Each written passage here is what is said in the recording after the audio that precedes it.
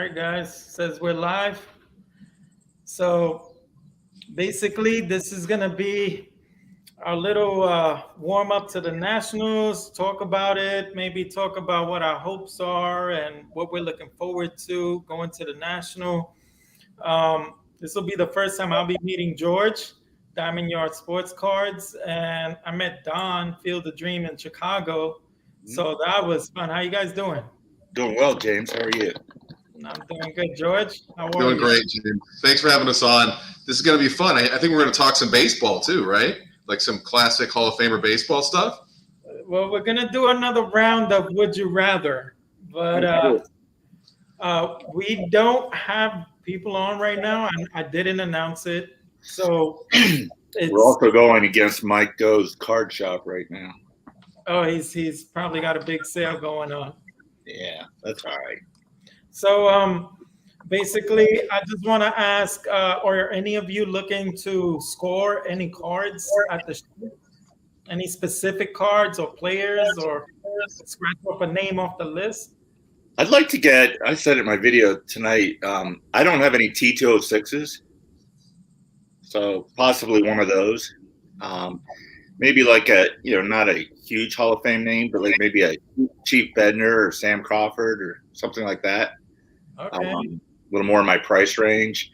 And then maybe some of the 1950 Bowman Hall of Famers that I don't have yet. Okay. So, Now, how do you not have a T206 this whole I don't time? know. I just don't. Don't feel bad. I don't have a T206 either. And the ones I love are just, they're Ty Cobb, they're Walter Johnson, they're Christy Mathewson. They're so freaking expensive.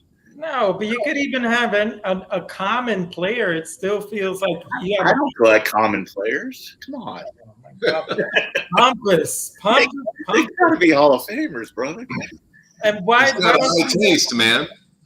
don't you have one, George? You're an average collector. I may be looking for some stuff too. Actually, Walter Johnson is on my list. A Christy Mathewson is on my list, but I just been afraid to go down that rabbit hole because it's, you start collecting them, and I know you can collect, they're all beautiful. A buddy of mine's been collecting and flipping quite a few T206s in like 2s and 3s, SGC, PSA, and they're so beautiful. But I mean, once you go down that rabbit hole, man, I don't know, it's a massive project with all the backs, and not that I'm going to collect all the backs, but that's just kind of why I've resisted it over the years. I feel like there was so much out there as it was. I wish I'd gotten into it earlier though, right? Because like you told me, like maybe 9 months ago, dude, get that Walter Johnson now. And then now maybe the time, because things look like they're it might be on a the good time to some degree. So now T206, you said you want to pick up maybe a 50s Bowman. How about you, George? Anything else that you're looking to maybe snag there? Scratch off the list or something? I'm always looking for Jackie Robinson stuff, always looking for Satchel Paige stuff. So I'll be looking for those guys. There's not a specific card that I'm looking for. I'm just trying to see what – I know that there's tons of stuff there, but I'm looking for I'm looking for some Mantle stuff maybe. I'm looking for a specific Christy Mathewson card that is not a T206. But, it's just the E102? E101. E101. John's got one. Hey, John, how's it going? Good. How are you? Good. Are you looking for like Robinson memorabilia too, or just strictly cards? Oh, I'm looking for memorabilia, I'll add additional cards if I find a nice one, like it's hard to resist a really nice, well-centered, just good registration Jackie Robinson card. But there's some other issues I'd like to try to add the Swell, 1948 Swell, but that's just such a tough card. What's up, Lou? So I don't know. The memorabilia, I could always add an autograph. I have one autograph. So I'm just trying to be open-minded because I know it's just going to be. I've never been to one national, and it's just going to blow me away. So I'm just trying to keep an open mind. John, this is your first one as well, correct? This is my first one. Yeah, So I I'm thought- super pumped. Popping some cherries here with George and John. Or James, was last year was your first, correct? Last year was my first. Yeah. Oh, George, this is your first? I'm so nervous, John. I'm so nervous. Yeah, Well, it is my It's first. funny. It's funny you say that because I never went. I was always afraid to go because it's like going to the casino and running out of all your money, and then going back to the ATM, and then running out of that and going back to the ATM. So I've been scared. So Yeah, and I can Too much to buy. I can say that Rick Vintage Oddball Cards has said, you always need to make sure that you have enough money on you because you will run out. And I think probably, it's just like anything. Once you start, you cannot buy something for a little while, but once you start buying something, then the floodgates open, and you want to make sure you got enough. Nice comment, Lou. Love it, man. That's great. John, I asked Don and George if they're hoping to maybe find something, scratch some names off the list. Is there any cards that you're looking to hopefully find at a good price or something? No, you know what? I'm at this point, I'm just an opportunist. I always say, and if I find something that I've been looking for and it's a good price, I'll grab it. So that's kind of how I shop now. I rarely look for something specific. Every once in a while. What But about I know you try to collect one card for every set ever made. Yeah. Are there some sets that you're going to be looking for in particular there?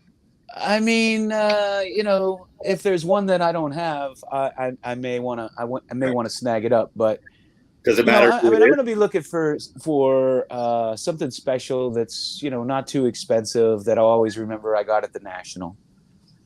Well, The Rick, Don Robinson 1980 card that you mentioned the other day. Yeah, Don Robinson, Right. 1980. Love that card. Rick had mentioned you never have enough money. Are you going there with a budget, guys? Yes. No, but nobody wanted to answer that. I think I have a budget, but it's flexible. And, I could go there and not buy a single card. I mean, I think, James, I talked to you about this. I go to Long Beach show twice a year. And I remember one time we went and the only card I bought was a Willie Mays on eBay because it was better than any of the cards I saw at that show. Now, this is different because it's the National. But, if I didn't buy any cards, I'd be fine with that. I remember Scotty Tradition last year. He was talking. I think he bought one pack. It was a pack, unopened cello pack from the '60s, I believe, with Jerry Kramer on it. Maybe the '50s. Maybe it was the rookie Kramer from the '50s. Yeah, I think it was the rookie Kramer. But Yeah. I don't know what he paid for it, but I'm sure it was a huge amount. It's all, I bought one card, but look what he paid for it. The only other person, Andy, blinded by refractors or whatever his name is there. I don't believe he bought anything, but I'm pretty sure, George, you're going to not leave empty-handed. My plan is to try to buy something. I'm like John. I'm an opportunist. I'm the same way. I don't know what I'm going to buy, but I'm hoping to buy something and hoping to find something unique. Doesn't have to be super rare, but it definitely has to be unique. That's how I went into it last year. I didn't have a list. I mean, I was obviously looking at Clemente stuff and Musial, and I got a couple cards of each of those guys, but I didn't really have one specific. Like I bought that Bowman Phil Rizzuto. That wasn't on my list. I just happened to see one, and it was a great price, and it looked really nice, and I didn't have it. So, yeah, I'm going more for the experience and the people, right? I know we have 3 misfits missing tonight. One will never join us, so we don't have to worry about that one. Yeah, we got Lou in the chat at least. Yeah, I'm going for the experience and for the people this time. And it's my first one, so I figure I better take it easy. I'm going with 2 ATM cards, and I might get myself into trouble. And then the thing is, I remember last year I wanted to pace myself. I didn't want to blow my load all in one day.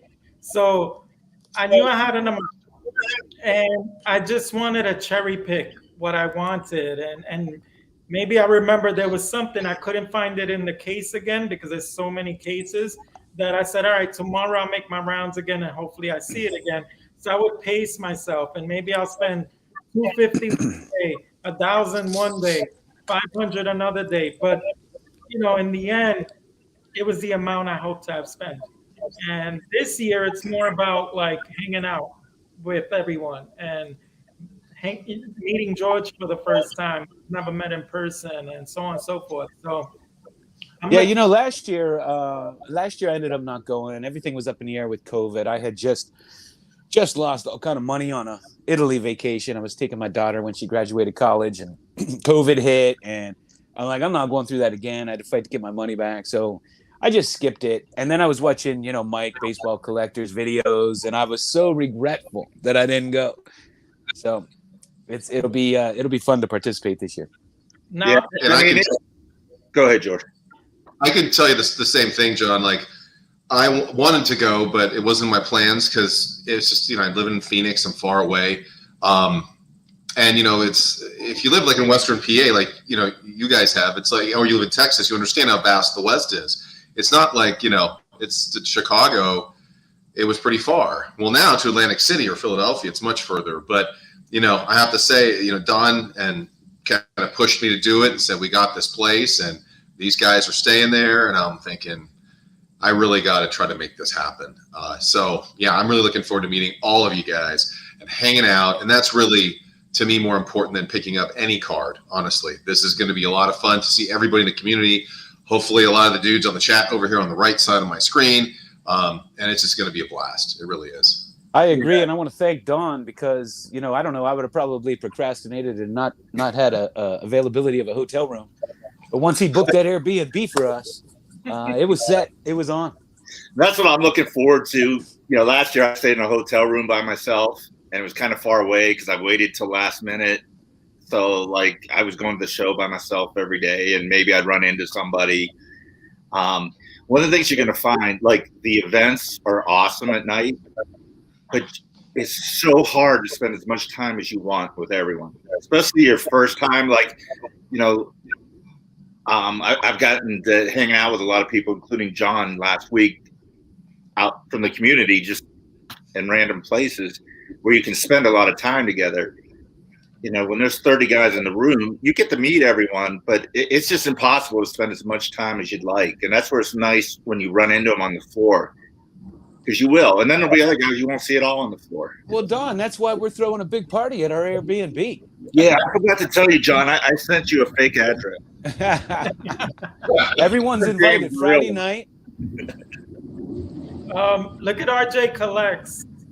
He's saying that he can't afford to go to the show, but he might drive out there to attend some of the social gatherings. That's what it's all about to me. Yeah. Northside guy did last year. He lives in Chicago. He just drove up for one day, went to the show and went to Mike's party and left for vacation, I think. Yeah, so I'm treating it more like a vacation to hang out with everyone and meet other YouTubers that I didn't get a chance to meet last year, or they didn't go last year. But I think this year cards are secondary, and it's just hanging out, and that's mainly going to be like my summer vacation for me. Now, I got one. I'm wondering. Oh, go ahead. Sorry. Go ahead, George. Well, go ahead. I'll get to what I was going to talk about later. Well, my question is going to be different. It's going to be based on the economy. I'm wondering. That's what I was going to talk about. The way that the card market is starting to go down a bit, it's taking a dip, obviously, because of the economy. Do you think dealers are going to be more willing to deal with you and be understanding that the cards are lower? Or do you think that they are in it for $300, $500 and they're not willing to take a hit? So they're not going to budge from their prices. Well, what do you think it's going to be like the climate with the cards? I think if you wait till the end, yeah, because one of my strategies has always been to buy during the National and right after the National, because even though I didn't go, every year I noticed that like when you're bidding on things on eBay or whatever, during the National, there aren't too many people bidding, right? And even leading up to it, because people are saving their money for it. And then right afterwards, I have gotten so many great deals. Like people are moving inventory and lots, and they're practically so discounted. I would guess with the current market the way it is, that at the very end, on those last 2 days, people, depending on how it is, maybe it's not that way, but if it is that way, they're going to want to move some stuff. Right. How about Yeah, you I guys? think that the difference last year, and I wasn't there last year, but I'm the same way, John. I always, and I'm an opportunistic buyer.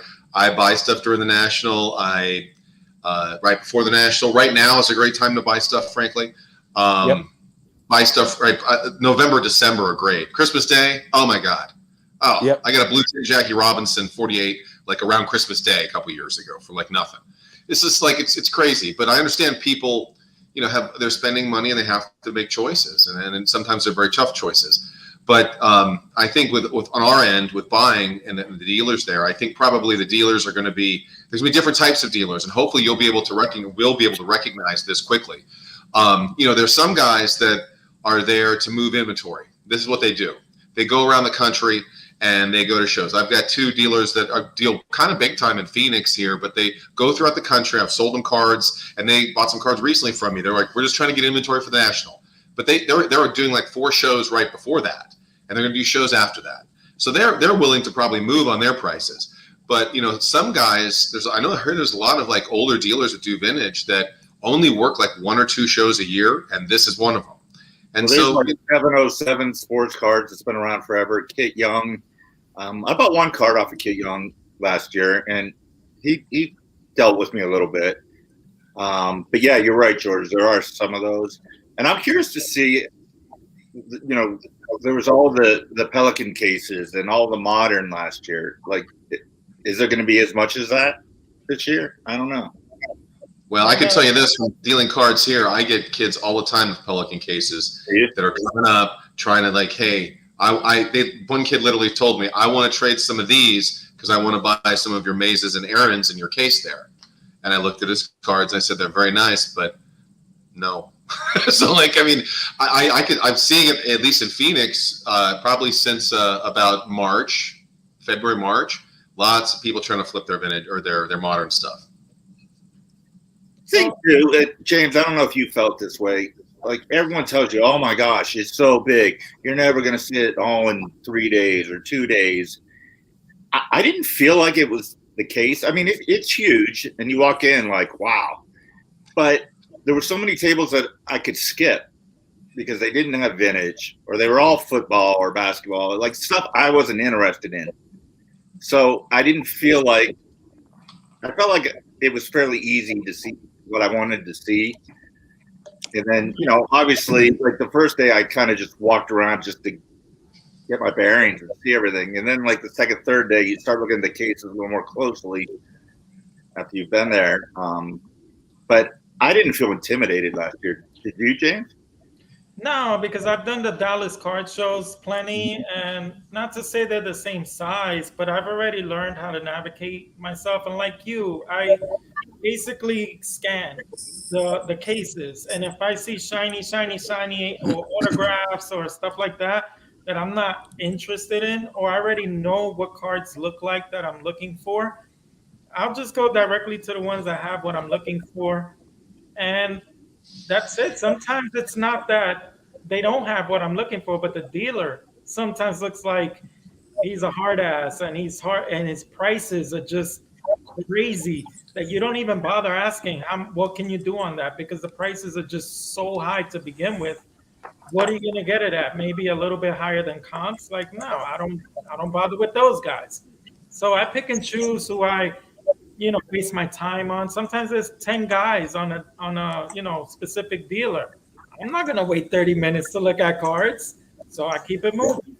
Yeah, I'm gonna be curious. Had 30 people at it, and it was like, why am I going to stand there? And even I was trying to get a price on a card last year, and this guy was interested in buying cards off this kid. Finally, I was like, screw it, just moved on. I'm like, I'll find this card at someone else's table. Right, John, what were you saying? I was just going to say, I'm curious to see how it is, because when I go to a card show, no matter where it is, like in Tampa when we went, James, it's like there's like, maybe 2, 3, maybe 4 tables I'm interested in, right? Because it's all newer stuff or memorabilia stuff maybe that I don't collect. So, there's only usually a few tables that have that vintage that catches my eye, right? Right. And so I know at the National it's going to be way more. I'm looking forward to that, because you just don't go to a show and find the more obscure sets or the rarer cards, from the vintage era. You just don't. And, I have near sets from, basically the 50s on. Looking for the, they'll have a bunch of 1960s mantles or Mays or Errants. Well, I have all those. So it's like I'm looking for that more obscure stuff, and man, when you go to a show, it's just few and far between. So that's what I'm really looking forward to at the National, is finding those tables that have that stuff, and then trying to control myself because there's going to be so many I want to buy. Right. You'll definitely see that stuff without a doubt. Yeah, I'm going to have to be very picky on what I get, because I can't get it. Right. I can't get much. Now you're going to see stuff that might be so rare and at grades that just command so much money that you wish you could, but you can't. So you're just gonna look at it like you're at a museum. And it's like, when I see those cards, that really get my juices flowing. It's like when you go to a strip club and you don't plan on spending any money, but then you find that super hot one that you fall in love with, and you blow all your money that night. So that's what's gonna happen. I'm gonna find that dream card, and boom, and then I'm gonna be mad at myself on the drive home. Well, that's when you take it out on the room where you're at, and you toss it upside down, and you just create havoc like a Franklin. Right, Don? Yeah, just take this home. You can't take it home from the strip club. Don, I think a lot of guys can relate to that. Don, do you have this room insured? Are you worried? I'm very worried. Yes. I'll be worried for Rick, because the quiet ones are the ones you have to look out for. I know. Rick's going to go nuts. I can't wait to get him live when he's sleeping. Oh, yeah. No. That's going to be the first time he's going to go live. He's going to be asleep. And you're going to be like, you're my boy, Blue. You're my boy. It's like I said in our chat. No cigars in the house, and we'll be good. It's like I said in our chat. We bust each other's chops a lot, but that's the one thing I'm not kidding about. He's going live one way or another. We'll all have him pinned down. Well, Rick's a big boy. I see Mark. Hey, Mark, how you doing? I had fun with Mark last year at the National. I see Scott. I met Scott last year at the National. How you guys doing? Jason. Rick's on here. Whole bunch of guys are on. Dylan, I saw earlier. Hey, Dylan. Dylan, I got to do your response. I'm sorry it's taking me a while, but I'm so busy with work. I am going to do your response soon, though, Dylan. So what other questions do I have for you? Are there any YouTubers that you're looking forward to meeting, possibly? George, Diamond Yard Sports Cars. I heard he's cool. Well, all you guys, it's you can't even Dude, I'm looking at all these people on the side. There's so many, Rudog. Rudog lives in the Phoenix area. Got to meet Mark last year. Good dude. Yeah, we're gonna see him there. I'm bummed Jason isn't going. Double D's not going, but I see a lot of guys that are going, and I'm really excited to I'm just really excited to hang out with everybody, because it's been this long process of 4 years of communicating with people on YouTube and stuff who are like-minded in our vintage community, and this is gonna be great to just be able to just chill out and ask people. Like I said earlier, before a lot of these people got on, I've been fortunate. I just spent some time with John at his house. I was in Georgia and met up with Alex Bowman 53, Bob Lewis, and Scott Reindeer Studios lives close, and Dean Gearhart. I collect everything. We kind of all go to local card shows together. A couple guys that I haven't met, like Jake Reindeer Studios, Ray from Philly, who I haven't met, Alan's Cards, I haven't met him. So just within 1 year, how many people I've met, it's not going to be a ton of people I think that I haven't met that I know that are going. Right. So yeah, I don't know everybody that's going. I mean, one Ray from Philly, I know he's going, and I definitely want to meet him. But I want to meet everybody. Yeah. And I am looking forward to meeting the people that comment that don't do content to put faces to the names. So I hope anybody that anybody that sees me reaches out and introduces themselves, because I don't know I won't know their faces if they just comment. Well, last year at Mike's get together, I'm standing next to or I'm talking to John, Wade Boggs fan, and I said, "Hey, have you seen Eric 4-leaf cards yet?" Eric was literally standing right next to me. He looks at me and goes, "Hey, Don." His face. I was like, "Oh shit, hey, Eric." Yeah. All you see are the hands on some people's videos. Last year, the trade shows were bananas. Are you bringing any stuff to possibly trade at a trade show? Anyone? No. Yeah. I'm bringing a bunch of stuff. I mean, I'm not like, you know, I always bring stuff to shows, not just cash, because, you know, we have cards, and I don't know, some of us like the trade cards still. You know, I know that some collectors just say, hey, I got one of this card and I'm not going to trade it. I collect duplicates. I collect all kinds of stuff. And frankly, I collect the duplicates sometimes because I know I can move them and try to upgrade the card or find a card that I want more. And so, you know, it's not just about cash. I mean, and you and I were talking last night, James, about the fact, you know, if you go there with a card, you might be able to get $500 for it, and you're only into it for 50, and the guy wants to give you $350 for it. You're like, fine, I'm into it for $50. I mean, like, this kind of stuff is like important, I think. I mean, everybody, I'm sure that some people will not be bringing any cards and just bring cash or whatever. But I feel like it gives another angle to trying to trade with somebody at a trade night, or you can use that to talk to the dealers, which I do often, and just say, hey, let's do half cash and will you do trade for these? And then, you know, you'll know the ones that will work with you and the ones that won't.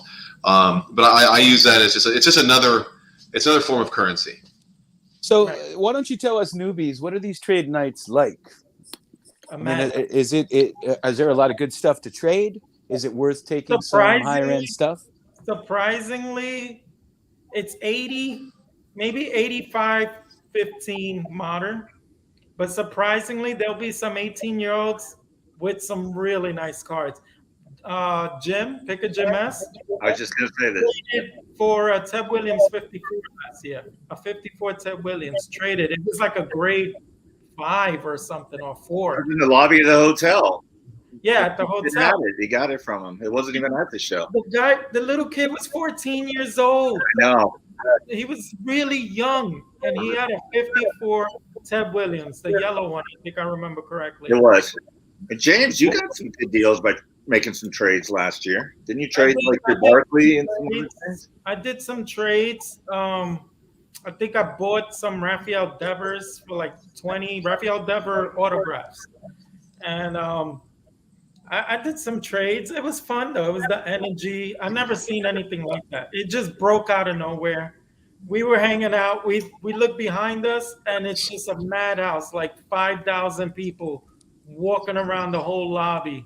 I don't think it's going to be that way this year, considering their hotel being at their casinos. I think it's going to be a little stricter. Possibly. Maybe we'll do the Airbnb. We'll turn that into a trade. There you go. The one that Mike Monahan rented. You know, I can remember Rick was telling a story on one of his videos about how he was at a trade night and a young guy had a Lou Gehrig strip card, and he was able to broker a deal with this young dude. And it was mostly, he has the same thing, James. He said mostly modern, and he got this Lou Gehrig strip card. It was a 20s strip card, and he got it graded later, and he showed it off.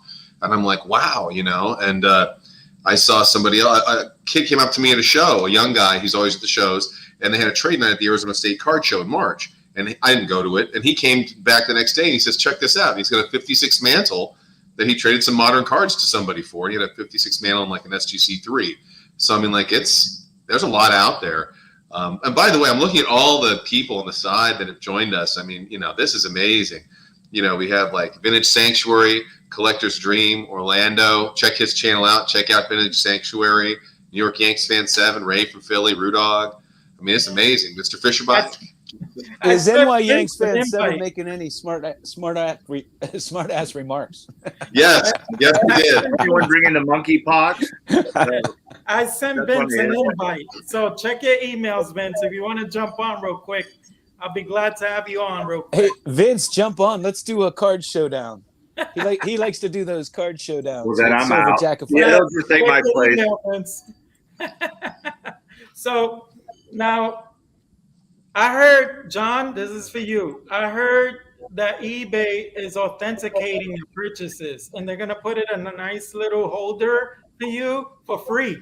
Are you willing to do that? Don't get me started, please. I ordered a card 7 days ago, and it's just in California now. An SGC card getting getting authenticated by PSA. I got to wait 2 weeks. It's ridiculous. That's why you got to buy cheaper It cards. goes the whole way out to the 3 West days. Coast and then has to come back to the East Coast. They're encouraging you to not buy graded cards. I mean, it's ridiculous. They We put it in can't a nice trust. We holder. can't trust graded cards anymore. They got to be authenticated. Oh, Don't even get me started. Here we go, James. This is the absolute opposite of like, back in the day before like consumer protection. I mean, back like hundreds of years ago, right? It was buyer beware. Caveat emptor. Buyer beware. You get what you get. You should be smarter. I mean, and certainly that led to a lot of, that's why we have consumer protection now and agencies that do this. But at the same time, this is crazy. Like this is so paternalistic. It's just like, well, like I was telling you guys on the text, this is a true story. I was at the Frankenstein show in California in the springtime. And this woman, I know, big time dealer, she had sold a Jackie Robinson 56 and a PSA 8. And it was a PSA 8. So she sent it to the seller, and it actually went from Southern California to Santa Ana, California. A PSA graded card went to PSA to be authenticated by eBay and then sent out to the seller. And the dealer, who's like a dealer for like 40 years, she's like, I don't understand any of this. Like John, like this makes no sense. PSA is going to authenticate their own slab. I mean, well, this is so paternalistic. The sad part, what's really sad is it creates more doubt, more people thinking that everything's fake. It creates that, because if you have to authenticate and double authenticate and triple authenticate, those people that are already paranoid, how paranoid are they going to be? Because I say it all the time. 99.9% of cards have never been faked or reprinted. 99.9. So Has eBay rejected a card yet? Has anyone seen that? What's that? Know of anyone? Has eBay rejected a card? I haven't seen it, but I don't know. Somebody please do a video on this. If somebody out there holds an eBay card that was not authenticated, let us know. I could tell you this. Nate, Tops 84, what are those numbers? 501 here. He sent me a Barry Bonds autograph that they authenticated, and he guarantees it's fake. And they authenticated it. Really? Yes. And he had several Barry Bonds collectors look at it. They say it is 100% fake, and it was authenticated. So what good is it? Did you guys see what SGC came out with today? They're getting rid of the A, and it's going to say authenticated, but it's going to say evidence of trimming, color. Yeah, I'm so grateful for that. That is long overdue, because you get an A and you don't know why. Is it minimum size? Like, especially with like a strip card, is it just minimum size because it was cut, because they're all cut differently, or was it colored in or something like that? So that's good to know. I applaud them for that. That's I had a 1922 Rabbit Moranville that got sent back to me from PSA and SGC, and I think I might send it into SGC. I can't figure out what's wrong with it to see what their reasoning is. I was having this discussion with George last night. Autographs, that sometimes I haven't gotten into autographs as deep as others is because I can draw. And I mean, not to Scott's, level, but I can draw very well. And if I take a week out to mimic someone's autograph, I could probably come off very close to that autograph. I'm pretty sure professional forgers could probably sign cards or that's been going on for years. Them off. And that's why I've never. Yeah, autographs, that's one thing you can, unless you see them sign it, you can never know 100%. You can never know unless you watch them sign it. Right, and that's what I told George yesterday. Unless I'm right there and he's signing it in front of me, that's probably the only way I would really get giddy about it. That's what's so nice about, I'm not into that. I'm not into buying checks, but that's the good thing about checks or documents like that is you could be pretty certain that those are authentic, right? Because they don't have other people sign their checks for them. Right. Yeah, and I think that there's other things too with autographs. Like if you have somebody autograph like an autographed baseball card or a baseball, that doesn't really give you a story. But like for example, like let's say you had a ticket from a Beatles concert that was signed by the Beatles, and then you have at least one more step. Like that's kind of it kind of makes sense that would be something that would happen. You have different things with autographs where you can kind of tell. It gives you clues that it might or might not be legitimate. But you guys are absolutely right, and that's what we talked about yesterday. Is that you don't know with 100% certainty. Now unless you actually saw them autograph it or has some unpenetrable provenance. At the same time with cards, you can look at a 48 leaf card raw, 48, 49 leaf, and you can smell it and you can look at it and see that it's thick. It looks like they glued two pieces of paper together. You can put it under a black light and it looks fine, and you can say, yeah, that's authentic. It's an authentic card. So it's way easier to authenticate that stuff. But in regard to PSA and SGC, it's shocking that PSA now they've been telling you what's wrong with the card forever. They won't tell you why it got an 8 or why it got a 4, but they'll tell you altered stock, recolored, print defect. They'll tell you all that stuff. It's kind of funny that they actually explain more than SGC because usually it's the opposite. But they don't put it on the label. No. Right? They just send your card back. But if you don't. If you have a PSA A, it just says A. No, it says it says authentic. It'll say authentic. It'll say authentic altered. When you get I've had a Walter Johnson strip card come back altered stock. There's all kinds of. SGC is putting it on the label now on the flip. Well, PSA does too, to some degree, and they've been doing it for a long time. I mean, now when they say the miscut or marked or I've never defect seen evidence of trimming or. But I don't have any authentics. I don't collect very many authentics. Like the only ones I do are really old, or cutouts, hand cut cards. Those are pretty much the only authentics I collect. But I don't see any that tell me why it's authentic. Unless they just started doing that. They're about to. I don't have a single PSA authentic that says why. No. They'll have authentic and they'll put authentic altered. I think those are the two designations. I mean, when you get the paperwork, it'll say on the paperwork altered stock. Like my Walter Johnson says, authentic altered. It doesn't just say authentic. Like sometimes they'll go. What's that, Tom? Tell you what's altered though, or why it's altered. On the flip, it doesn't. If you grade the card, it'll tell you like altered stock. What I'm saying is SGC is putting it on their flip now. So if you're at a show and you see an authentic and it'll say on it miscut or evidence color. Yeah, which would be nice. I mean, I'm with John. I don't buy cards either, but it's still a pretty cool idea. Or good idea. Yeah, well, when you get strip cards and cutout cards, you got to collect authentics almost. Right. I mean, I always thought it was kind of ridiculous to put a grade on them to begin with because they're hand cut, and especially to get a PSA 10 on a hand cut hostess card or something like that.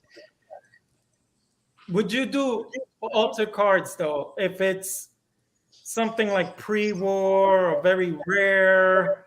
Not like if it's a strip card where you had to cut it, like something else where sometimes kids trim off the edges. Would you? I only do that if it's a rare card, like if it's a T206 Honus Wagner. Yeah, it could be missing a corner. I'd buy it, but for most cards, no.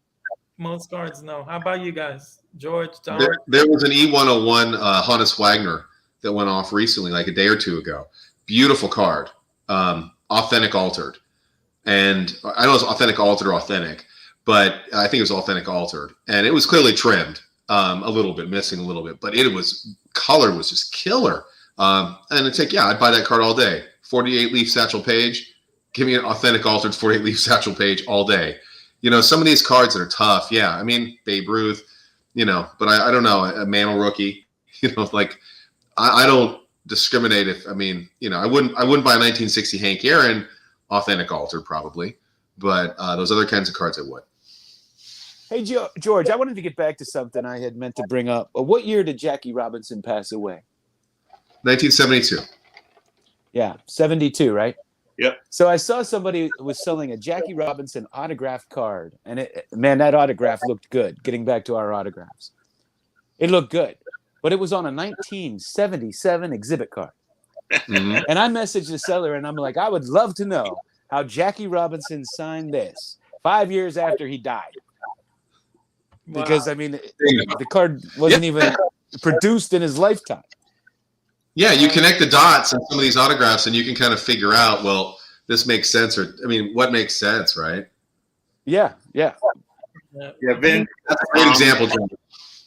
We kind of said we didn't really have one card in mind. Although James, you didn't comment on what you were looking for, but George and John and I kind of didn't have one for the card. Yeah, Vince, I didn't answer, but if it's one player, it's Ted Williams. I don't have any specific year or anything like that, but Ted Williams is probably the one guy I hope to get, a nice one that I'm happy with, and that's it. Anything else is gravy.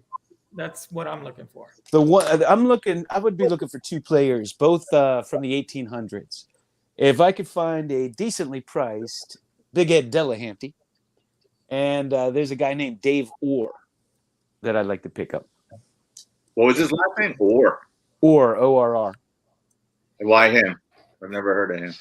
He was a good hitter. Big Dave Orr, man. Look him up. All right. Look at Jason busting my chops. You're a closet Sox fan. No, I am not. The reason why I don't have a Ted Williams card to this day is because I'm a Yankees fan, and I feel like I'm doing my Yankees dirty if I buy Teddy ball game. James, you don't have any Ted Williams? I have the one where it's that commemorative set, and he's with Babe Ruth, his idol. The 59 Fleer. That's the only. I wanted to buy his rookie card, but at the time when I was looking at his rookie card, I'd see a Babe Ruth pop up or Lou Gehrig, and of course I'm going to buy Babe Ruth or Lou Gehrig before I put the Teddy ball game. Go get his Wilson Franks card. That's reasonable. Yeah, that's the one you need. That's a great card. Right. Or the 54 Bowman. That's a nice one too. Yeah. He's 39. I'll tell you what, the Leaf, his Leaf card's beautiful. He's gonna send me a screenshot. So we're gonna NFT the Ted Williams. Well, his 54, the one card, not the number one. 250, I think it is. The other one is just a gorgeous card, and a 56 too. 55 and 56. I love the 56. And Timeless Cardboard says you need to find a 1903 E107 card. You have any of that set? I got like 15 of them. Yeah. He's reading. Yeah, he's got one right on his desk. Here you go. See? No way! That was set up. Oh my God! Was this pre-planned? Yeah, this was totally planned. Oh my God! No hey, way. I'm not buying it. Message. I got it here on my desk. What the hell? No, it's just I happen to have a box of my early e-cards and rare cards from the early 1900s sitting in front of me, and that's the first one. Sock Seabold, man, that's one of my favorite cards. Yeah, I'm calling bullshit on that. Because Sock Seabold, I did a video on it, but if you don't know, if it wasn't for him, we might not know who Shoeless Joe Jackson was. Because Connie Mack sent him down at the end of his career after he got hurt, and he was rebuilding the team. And he sent him down to Greenville, South Carolina. And he said, I have a young player, and he keeps leaving. He keeps running home because he hates the big city. And so he went down. He sent him down there, and he went and retrieved him, put him on a train, had dinner, and in the middle of the night when he went to sleep, Shoeless Joe Jackson jumped off the plane and ran back to Greenville. And Sox had to go get him again and put him back on the train and bring him back to Philadelphia. I tried to go to his museum when I was down there, and unfortunately it was closed. I was like, it's his old house that they moved there. So it's not guarded or anything. So you can go look in the windows. I think I sent you guys some photos. I was trying to take pictures through the window. Yeah, quite honestly, I think they could do a better job with that. Yeah, it didn't look like it was they do a lot of commemorative cards. You know, that episode of The Card Life I was on, they included that because it was on South Carolina. Right. And it's not like they have old cards or a bunch of his memorabilia. It's more like his home when he was older, and pictures and stuff like that. Right. The Baseball Hall of Fame probably has the good stuff. Right. Guys, so we're like almost at a halfway point here. I wanted to do another episode of Would You Rather. Are you down for this? Sure. Yeah, absolutely. Second go around, John. Are you ready for this? I'm ready. Can I just jump in real quick? Jason sent me, Mr. Fisherbike sent me his only Ted Williams card as a Red Sox fan. He said it's this. Okay. And it's actually it's Oklahoma. It's Mickey Mantle, number to 10, bat jersey, two folded card. Nice. You see that? It's amazing. This is an amazing card, Jason. 3/10 top sterling. It says Oklahoma jersey bat, Mickey Mantle. From the Red Sox fan, James, for you. Nice. Boggs wants you to know, John, that he's in South Carolina, I think. Yeah, he's in North Carolina. Wait, who is? Boggs. W. Boggs. Oh, W. Boggs. Yeah, I always thought he was in West Virginia till that one time we went live, just from his That's name. what the WV stood for. So he's in North Carolina, right? Yeah, he's in North Carolina. Come here. And he hopes to meet you eventually. Sorry, Mike. You're in the wrong house. I'm sorry, my cat is distracting me because he's gonna jump up on my car. So I just got to keep an eye on. Mike, do you want to get down with us? I see he says I don't remember getting the invite. Because he's in the wrong house. Everybody wants to be a misfit. Hey, when are we having our motorcycle jackets made? Jump on motorcycle. Actually, we're gonna have like baseball warm-up jackets, I guess. Give me a second. I'm gonna see if I invite Mike. I'd love for him to get into this Motorcycle club. Would you rather? Let me see if I find him real quick. It's gonna be the Wild Bunch, Don. No, you know what? We'll be like Warriors, come out and play with our baseball bats. Yeah, we're all talking a big game, and then we'll all get Mike wasn't invited because we had time. Hey guys, DraftKings. I don't know if you guys like to gamble, but DraftKings has odds right now on if Don's getting his deposit money back or not. I took the no.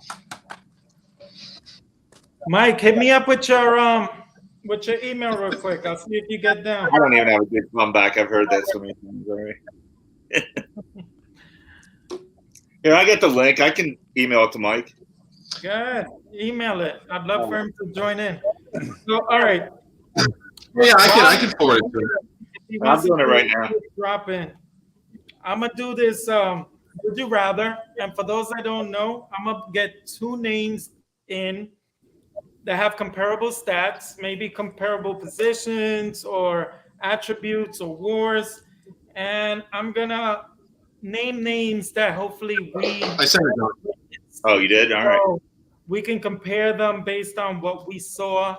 Maybe stats or war isn't telling. We saw what we saw in person, and we know who might be better. So, yeah. So Mike. John loves war. I'm a huge fan of war, man. In fact, I don't think any other stat should. All right, I'm gonna email Mike real quick. What's up, Eggman? How you doing? Furries. They were just in Pittsburgh. I don't get that. Right here. Would you rather Ginger or Marianne? Let's start it off. No, I'm just kidding. Marianne. She could bake me coconut pies all day long. I'm Ginger. Don Mossy or Wally Moon? Yeah, I'm going with Don Mossy. Would you rather? So the first one we're going to start off with. Caterpillar? They weren't even the same position. I'd have them all in the same position. Talking about this and this. Well, Don Mossy has the ears, but Moon has the eyebrows. Right. Caterpillar. Give me 1 second. There's dusk in here, and my lighting is really dark. Getting on? You guys are on your own. I'm done. I'm gonna look at some cards. You guys are boring me. We can get rid of you. George was just talking about that card. Is that the one he wants to pick that up at the National? Right? I love that card. And that's the Honus Wagner from the set. Yeah. I tried to take notes from you. You must Enough of the intermission. Intermission is over. So Okay.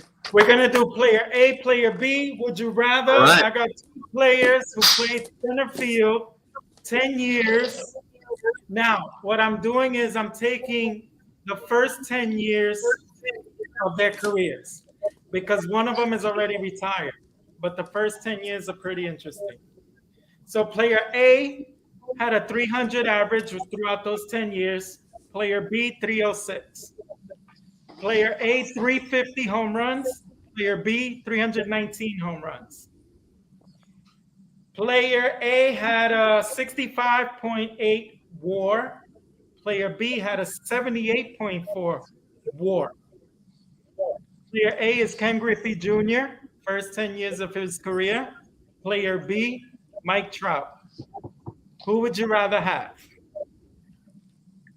I'm taking Griffey Jr. Really? Yep. I think if he hadn't have gotten all the injuries that he did, he would have been right up there with Willie Mays. And he was so athletic. I mean, in the field, his swing was so beautiful.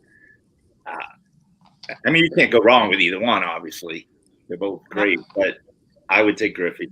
Now, bear in mind, one MVP throughout the first 10 years to 3 MVPs for Mike Trout. And when it comes to hits, 1,569 hits to 1,444 for Mike Trout. Who would you go with, George? This is so tough, man. And you know, the way I look at anything when you're comparing guys of different eras is how dominant or good or better than average or whatever they were in their era.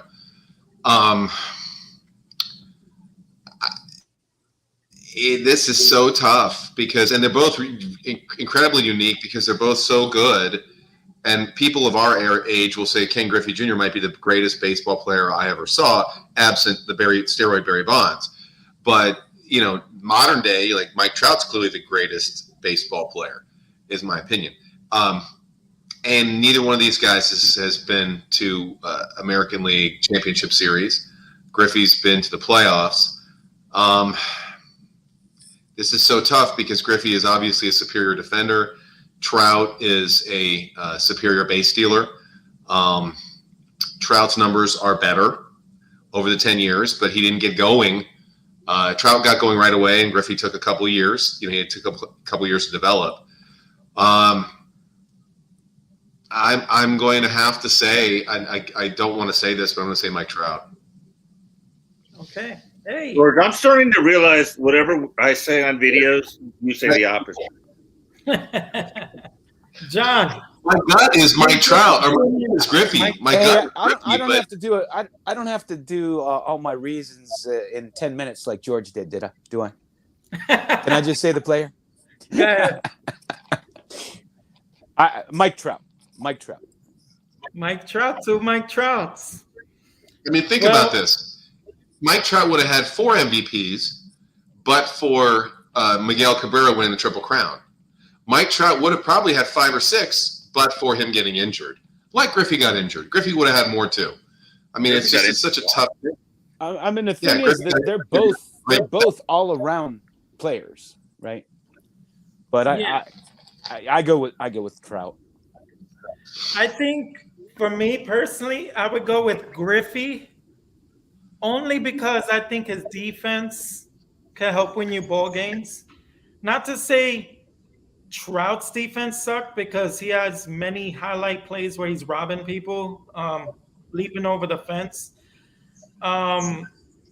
It's just that I think Griffey could take over a game. I've witnessed him take over games, 95 especially, that postseason in 95. Wow.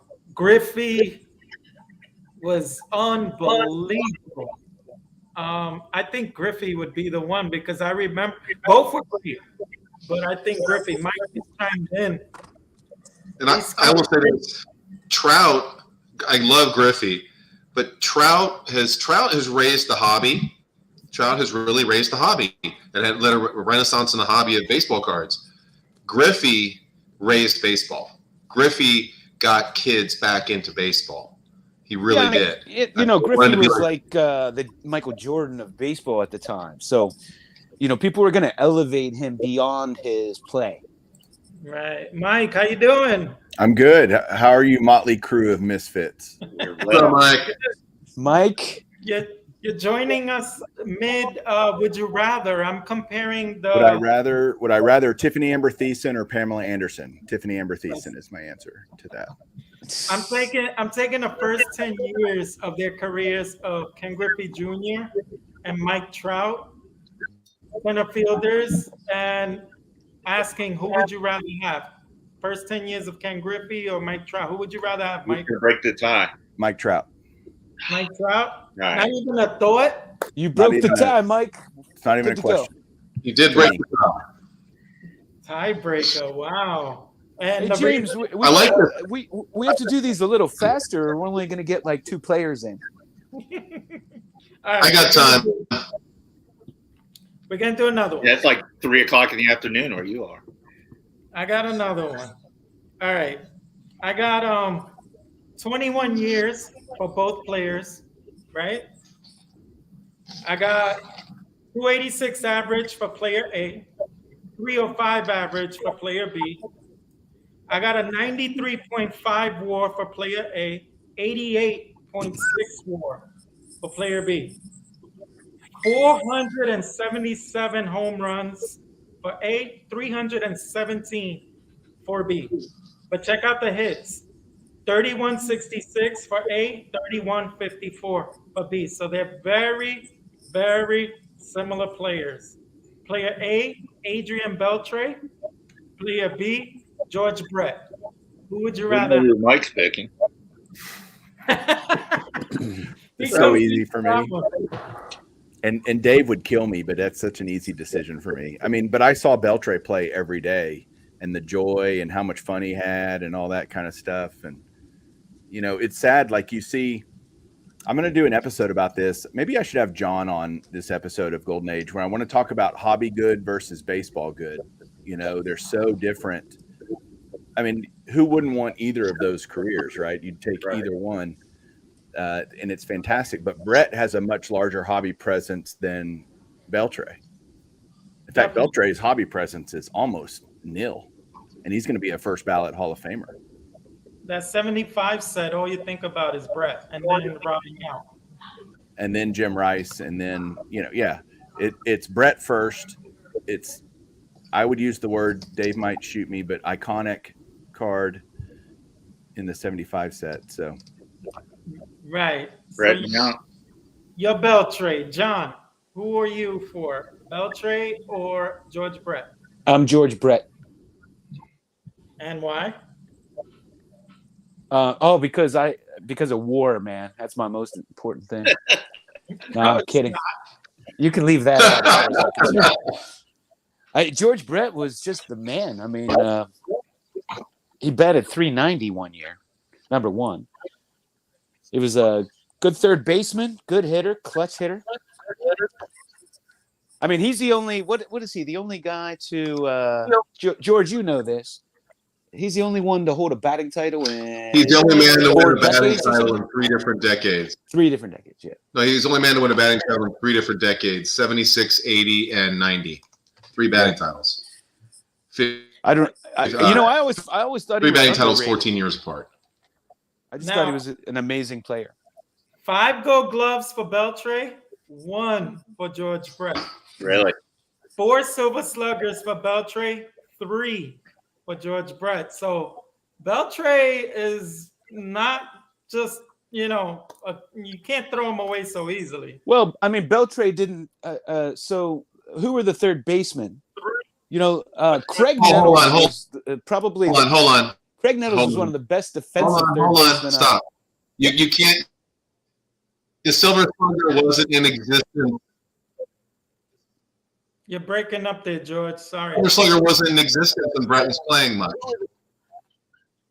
Well, when did the Silver Slugger come in?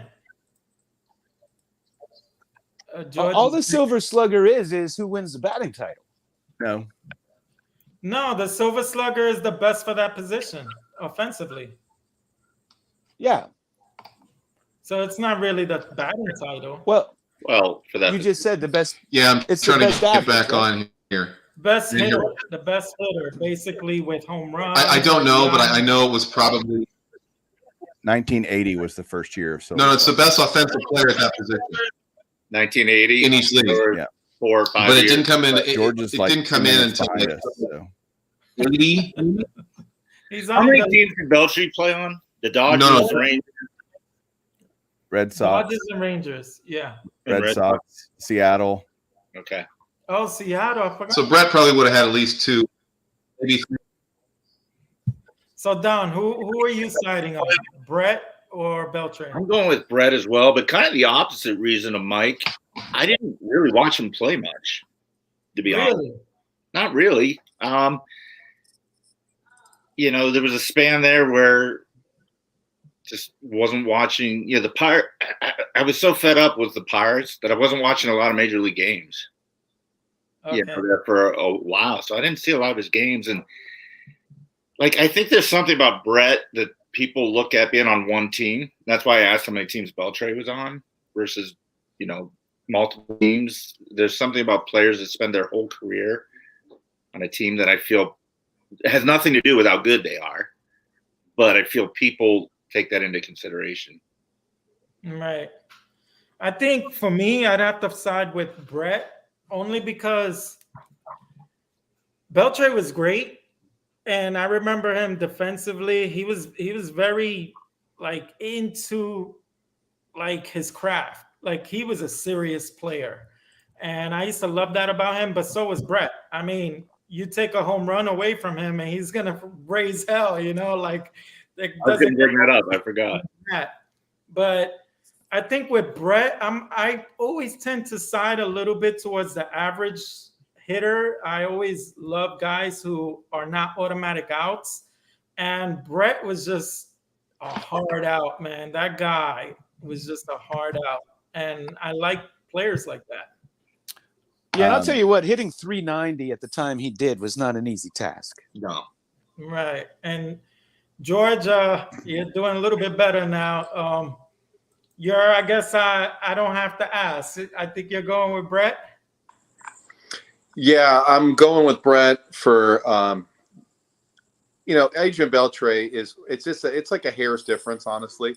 Adrian Beltre, when you look at the scope of his career and how good he was for so long, a lot of people don't know he had a infection when he was at the Dodgers, and they thought he might not play again.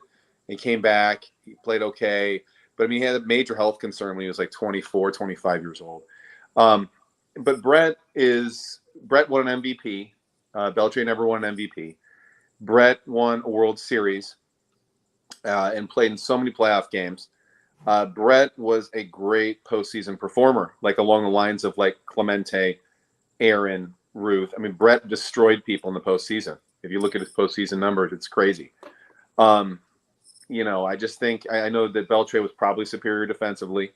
And there's not that much of a difference again, but Brett, when the biggest moments arose, Brett would rise to those moments, and he had a chance to. And he was the leader of that Kansas City team, man. James, that team got beaten by the Yankees barely 3 times in the 70s. And then they finally get to the World Series in 1980, and they got to face Mike Schmidt and Steve Carlton. So, you're talking about he was a leader of that team. And I can't say that, Beltre was great. Was he the leader of his team at that point? He was one of the best players on this team consistently, but I take Brett. Yeah, and I said the same thing you did as far as clutch. He was clutch. Beltre hit 160 more homers than Brett, and he had a higher WAR for his career. So that's all I'm saying. Beltre, the one thing I got to give Beltre was he was like fine wine. The older he got, the better he got. And that was he was one of those players that barely tailed off. If anything, he got better. So I got to give Beltre that much. All right, I got another one here. This one's for a pitcher. And these are long-running pitchers. One pitched 27 years, the other one 22 years. So Ryan. Yeah, I was just going to say, there we go again. 324 wins to 303 wins. 319 ERA to 329 ERA. And let's see, what else? Strikeouts, let's do strikeouts. Their best strikeout year, 383 to 372. It's Nolan Ryan versus Randy Johnson. Who would you rather have? Let's go with Don. Who would you rather have? Yeah. Nolan Ryan or Randy Johnson? Oh, this one's tough. I mean, there's a righty-lefty version of each other. Both. The answer is both. I want both. Yeah. They're both imposing as hell. You could get drilled by them and be put in the hospital. Well, I mean, if I want to kill a bird, I want Randy Johnson. Yeah. Right? But If I want to get my ass kicked and under the mound, I'll take Randy Johnson or Nolan Ryan. No, if you want to get put in the headlock, you go. Yeah. Who would you go? Cy Youngs. Well, Ryan doesn't have any, right? right. Ryan doesn't have any, No, he and doesn't. that's where Randy Johnson has him, 5 Cy Youngs. Yeah, I'm gonna go. Five. That's gonna be it for me right there. I'll And go with here's a nice tidbit. 11 times Nolan Ryan led the league in strikeouts to Randy Johnson's 9. Wow. So we're talking about a dominant pitcher for 11 years to 9. So, Don, you're going with Randy Johnson? I am. All right. John Mangini, who you going with? I'll tell you, my first inclination was Randy Johnson, but after thinking about it, I switched. I'm going to go with Nolan Ryan. All righty. 7 no-hitters, and when he was on, he was unhittable. Okay. All right, that's respectable. Mike, who Well, would you go with? my easy answer should be Nolan Ryan, but it is a lot closer than you think. But I've actually caught Nolan Ryan, so I have to go with Nolan Ryan on mine. But it's not. I think if Nolan Ryan had played on good teams, Yeah. Right. He'd had 400 wins. Like Yeah, all those years on the Angels. Angels, Yep. the crappy Angels, the crappy the Astros got better, but you could make a case that he could have had 400 wins playing on some decent teams. Randy Johnson played on some great teams, and you could argue he was part of the reason they were great teams, right? But Johnson played on a lot of several playoff teams with the Yankees, the Mariners, Okay. I can't think of a single good team Nolan Ryan played on other than this miracle Mets. But he wasn't really pitching then. No, he was young. Hot starter here and there, long reliever. Yeah, he wasn't even on their 73 World Series team. He gotten traded to the Angels by then. Yeah. And the Rangers teams he played on were awful. Like, he played 5 years here, and I don't think they won more than 70 games in a single season that he played here. Yeah, the Angels were awful. The Astros were pretty awful. I mean, Nolan Ryan struck out over 300 batters as a 41-year-old. Like, I might be switching my vote. well, I mean, 7 no-hitters. That's what's doing it. The 7 no-hitters. That's unbelievable. I'll tell you what, anybody that watched him pitch, if he was on, he was unhittable Okay. when he was on. And that's George. why he has 7 no-hitters. I'll give George a chance to chime in on this one. I'm going to agree, and it's a rare time I do, with Dawn completely and utterly. I'm not saying this is so ironic because Randy Johnson wouldn't have become who he became if he didn't have that conversation, with with Nolan Ryan, because he had the same problems. And when he was with the Mariners, he was having problems throwing strikes and walking too many guys.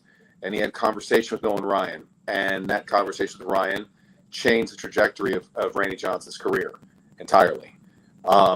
And then Randy Johnson would go on to be, I probably would say, the greatest left-handed pitcher of all time. And there's some guys in the conversation, but there's nobody other than Koufax recently in recent memory. It's like Randy Johnson is left-handed pitcher. I mean, he won 4. Okay, and I know you said that he played on really good teams. Well, the Diamondbacks won the World Series in 2001. Their team was okay. They weren't like loaded with guys. It got Luis Gonzalez and Mark Grace and Matt Williams, but Randy Johnson and Schilling was good, but Randy Johnson was the man, and he won 4 consecutive Cy Young awards in Arizona. And if you look at his numbers, he has 5 Cy Youngs. He was in the top 3, like 7, 8, 9 times. He was in the top 3 in the Cy Young voting. I mean, I know that Nolan Ryan is like the thing of legend, like Paul Bunyan. Like his strikeout record will never be broken, because if Randy Johnson couldn't break it, then no one will. But if I needed to have a guy to win a game, and Ryan played on bad teams. Agreed. The 79 Angels were probably the best team, at least the 70s he played on. They made the playoffs and lost the Orioles. And he got outdueled by Jim Palmer in the 79 game. But Nolan Ryan is more like it's like he's just a stuff of legend. But who would I rather? It's Randy Johnson. It's Randy Johnson. Yeah, the only lefty you mentioned was Koufax, but what about Carl Hubble, Warren Spahn, Steve Carlton? Yep. Yeah. There goes Steve Carlton. They're good. Area. Carlton is in there too, obviously recently, and Hubble is amazing and is one of the greatest players for a certain for 4 or 5 years he wore the mantle of the greatest pitcher. He's fantastic. Spahn, most wins by a left-hander. I understand that, but Randy Johnson was, again, I think not 9 times he was in the top 3 in Cy Young voting. I mean, that's insane. I mean, yeah, but you know what? He didn't strike out 24 he didn't have 24 wins in a row, and he didn't strike out the first 5 batters of an All-Star game.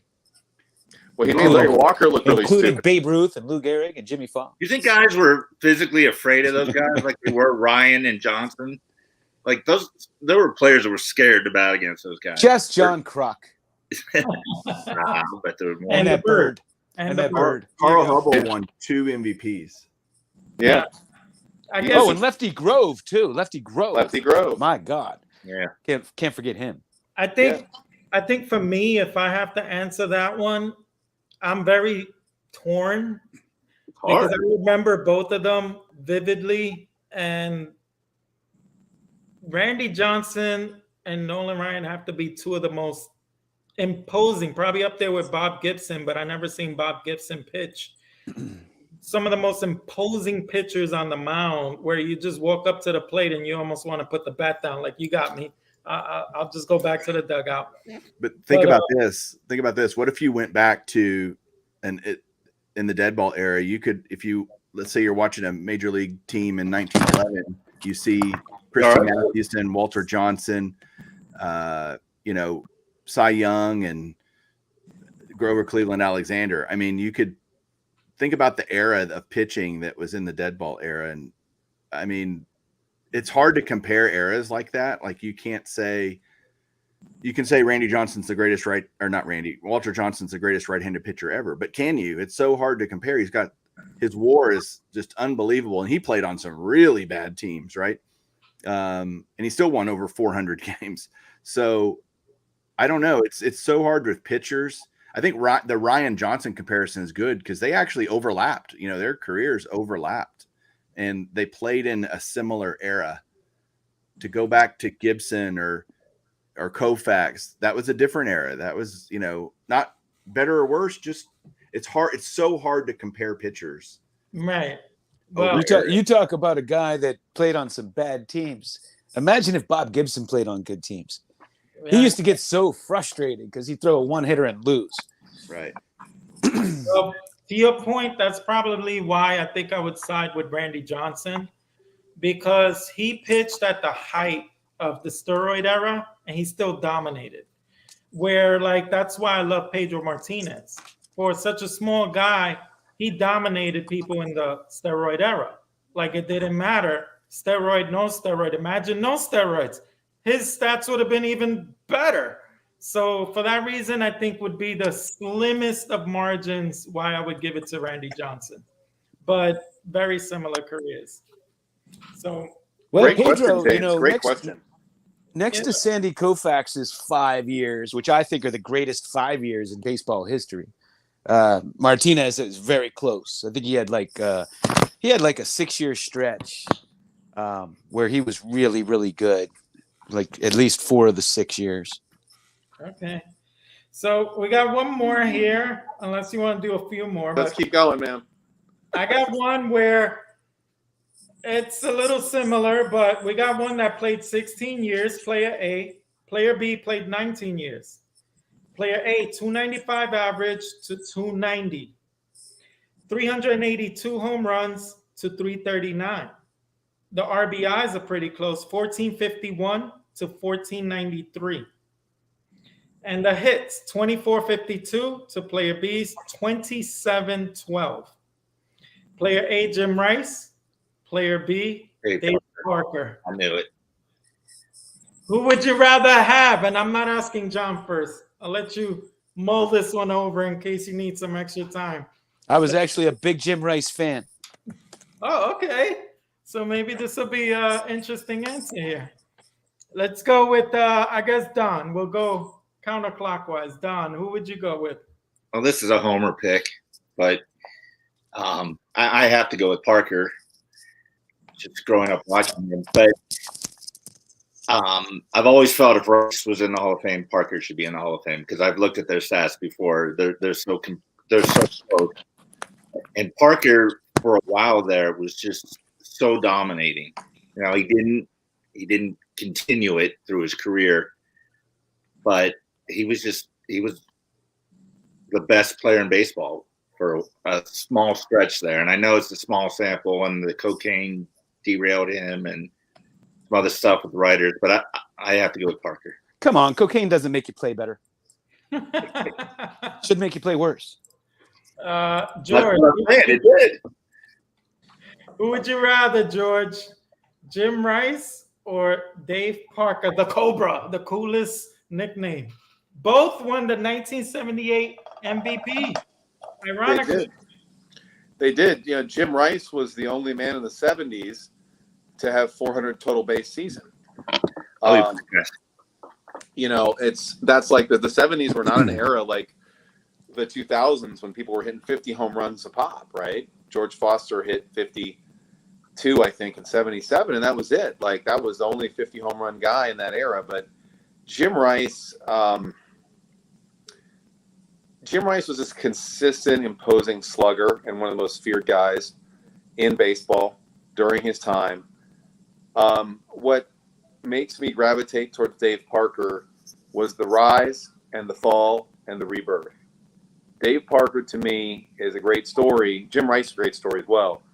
But to me, Dave Parker was one of the best players for a period of about 5 years, 6 years, and then he went away. And then he came back with Cincinnati when you thought he was like cast off. And Dave Parker almost won the MVP in 85, 86 with the Reds and brought them back to prominence. And then you thought he was done. And then he went to Oakland. And then he was a real contributor on that team. So, I mean, I don't know. This is so tough. But I like Dave Parker. I'm only doing this because I like his story more. I think at their very best, you know, Dave Parker and Jim Rice are comparable players. Parker's a better defender, better arm. Jim Rice is probably a better overall slugger. Parker's a better batting average guy. But I like Parker's story of, you know, kind of the fall and then coming back. So I'm taking Dave Parker. Okay. Hey, Mike. That's from Urine Swilling. I saw that on your channel. Yeah. Yeah, seeing all your 5 stars, I was like, I need to get one of those. Mike, did you see them both play? I did. Okay, See them so both play. who would you rather have? Jim Rice or the Cobra? You know, like George said, his story, you know, 81, 82, Parker's pretty much not even, I mean, he plays, 50 games or whatever he played in those seasons.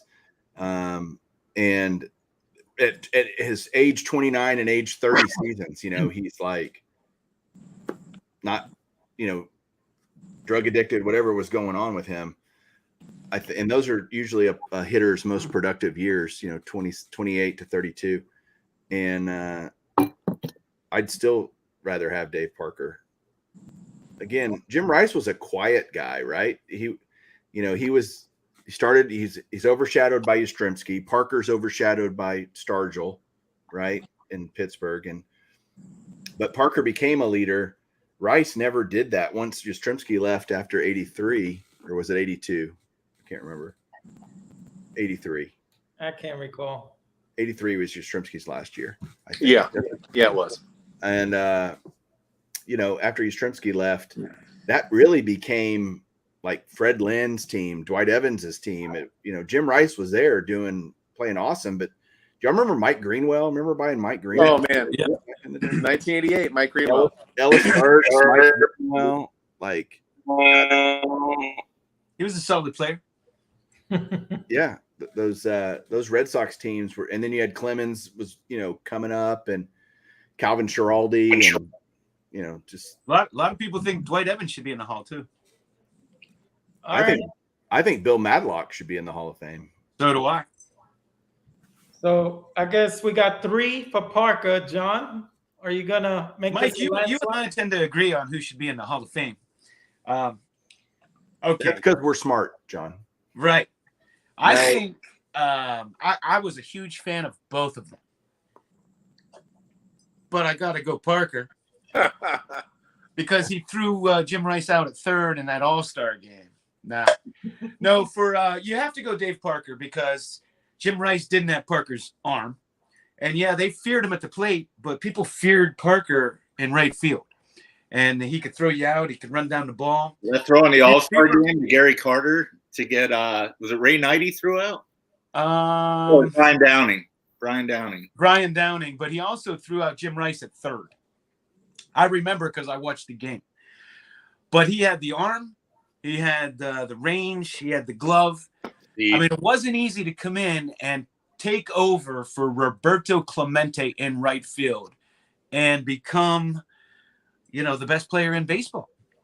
But he could do it all. He hit to all fields. If you go back and you watch his playoff and home run and World Series appearances, I'll be right back. He sprays the ball. He hits to all fields. Plus, he had that power, and he could launch it.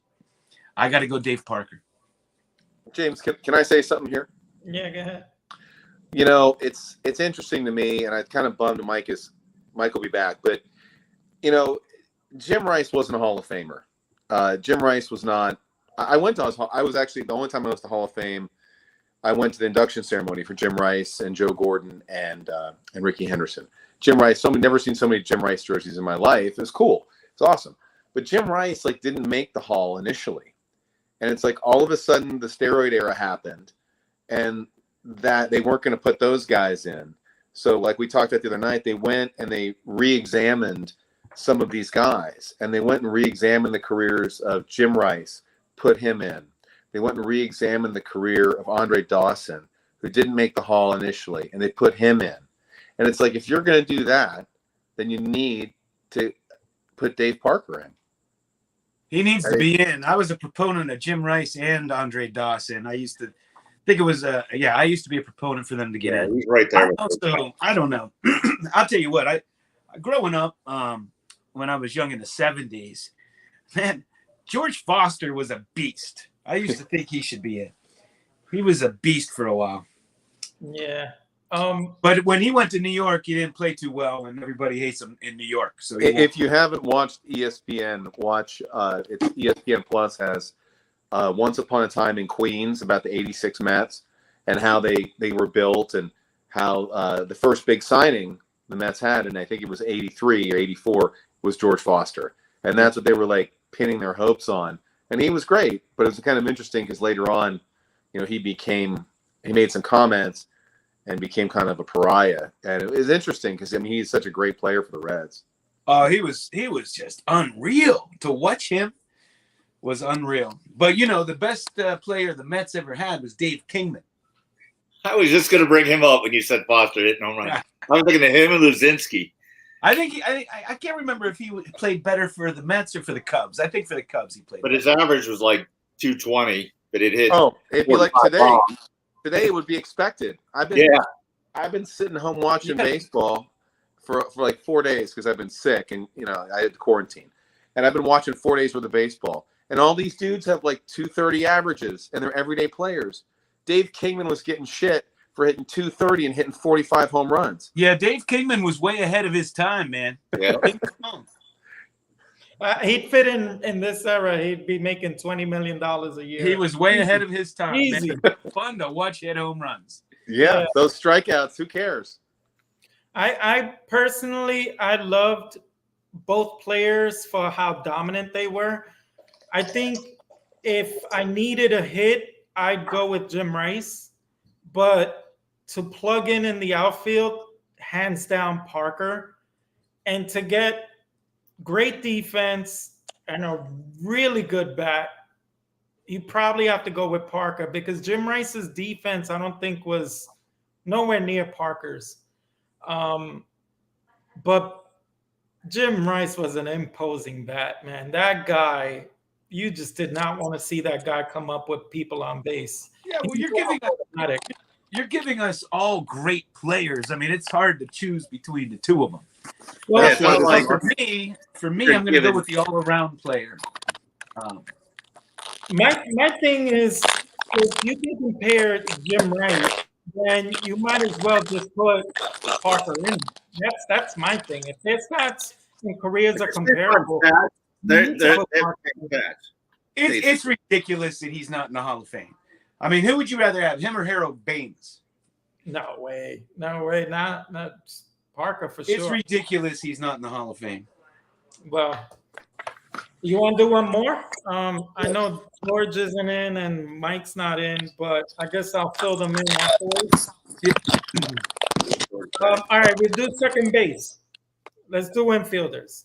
I got second base. All right. 17 years to 20 years.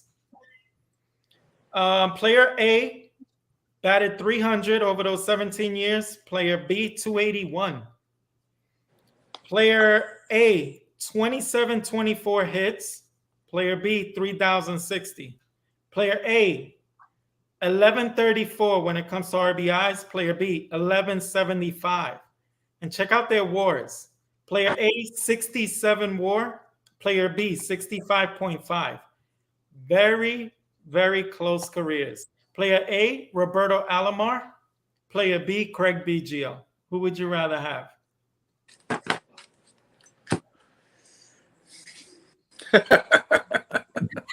I'd love to see John. I love it. Oh, man. If he had hair, he'd pull it. And that's a tough one. I'm going Alomar. John, go ahead first. Who you going with? Alomar? Yeah, Alomar. Very close, though? Well, maybe I should go with Biggio because he could catch, too. Oh, He was a catcher, right? Originally, yeah. barely. No, I'm going. I think I got to go Alomar. I think he has him defensively. He does have him a little bit defensively. How many years did Biggio play versus Alomar again? Biggio played 20, Alomar 17. It was closer than I thought. Because I always kind of felt Biggio was one of the longevity guys. I'm going to go with Alomar as well. Alomar, really? Two for Yeah. Alomar? On the Indians, on those great Indian teams, even though they didn't win, with the Blue Jays. They were both pretty much front of the order hitters. 474 steals for Alomar, 414 steals for Biggio. Great players, all-around players. And what was the Gold Glove numbers? Huh? Who had more Gold Gloves? Alomar, 10 gold gloves to 4 for Biggio. So definitely defensively, Alomar. I think offensively, a slight edge for Biggio. So 2 for Alomar. George, who would you rather? Oh, I think this is a no-brainer. I think it's Roberto Alomar. Now, Yeah, longevity guy, Don, you said it, man. It's like Craig Biggio was a great player, and I don't want to disrespect what he did. His body of work is awesome, but I never thought this guy's a Hall of Famer.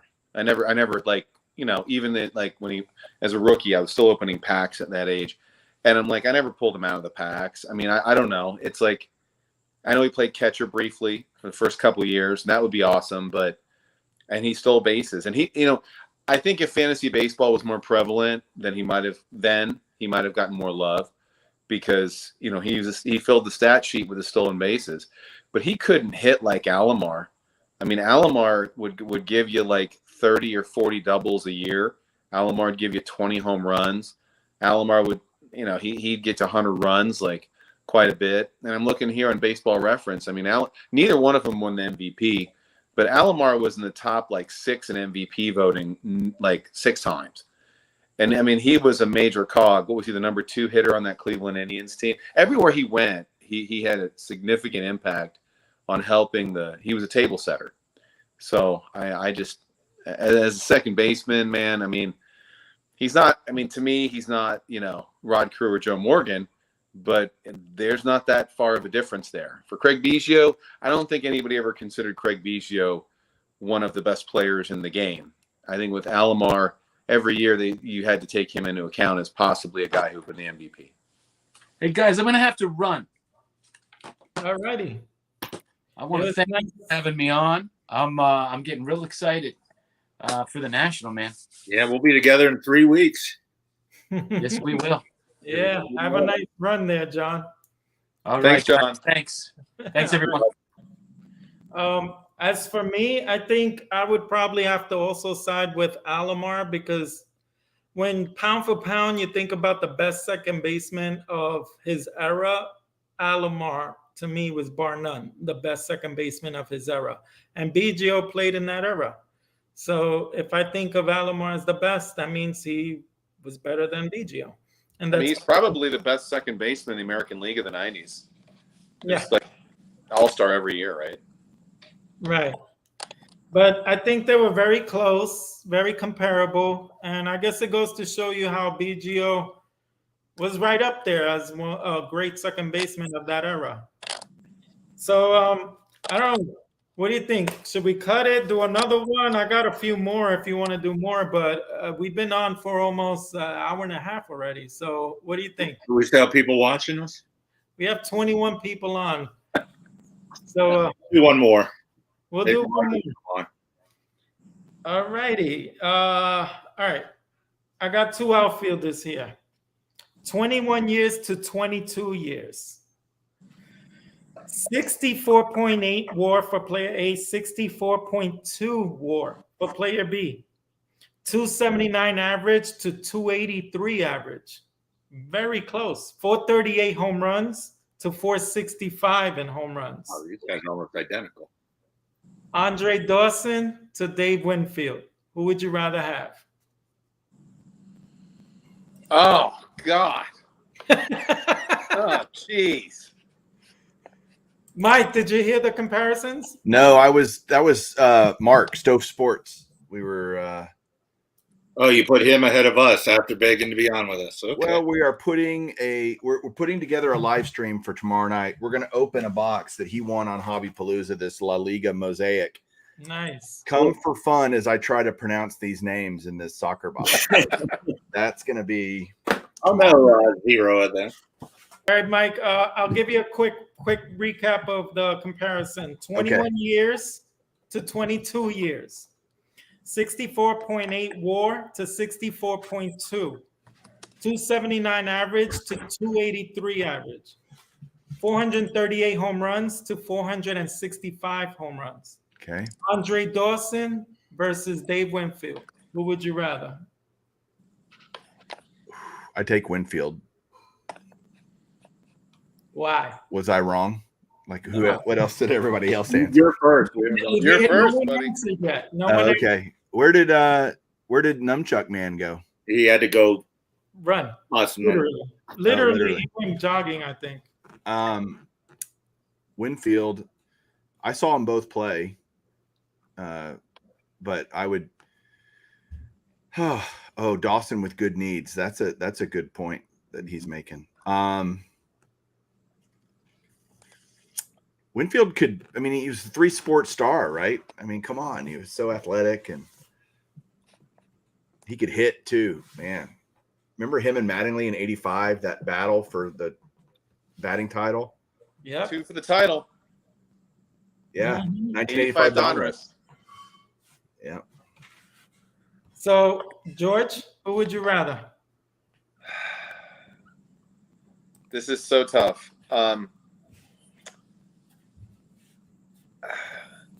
The problem with Dave Winfield, this is the problem with Dave Winfield, that he played and he gets a lot of publicity because he played in New York, after having his young seasons with the Padres.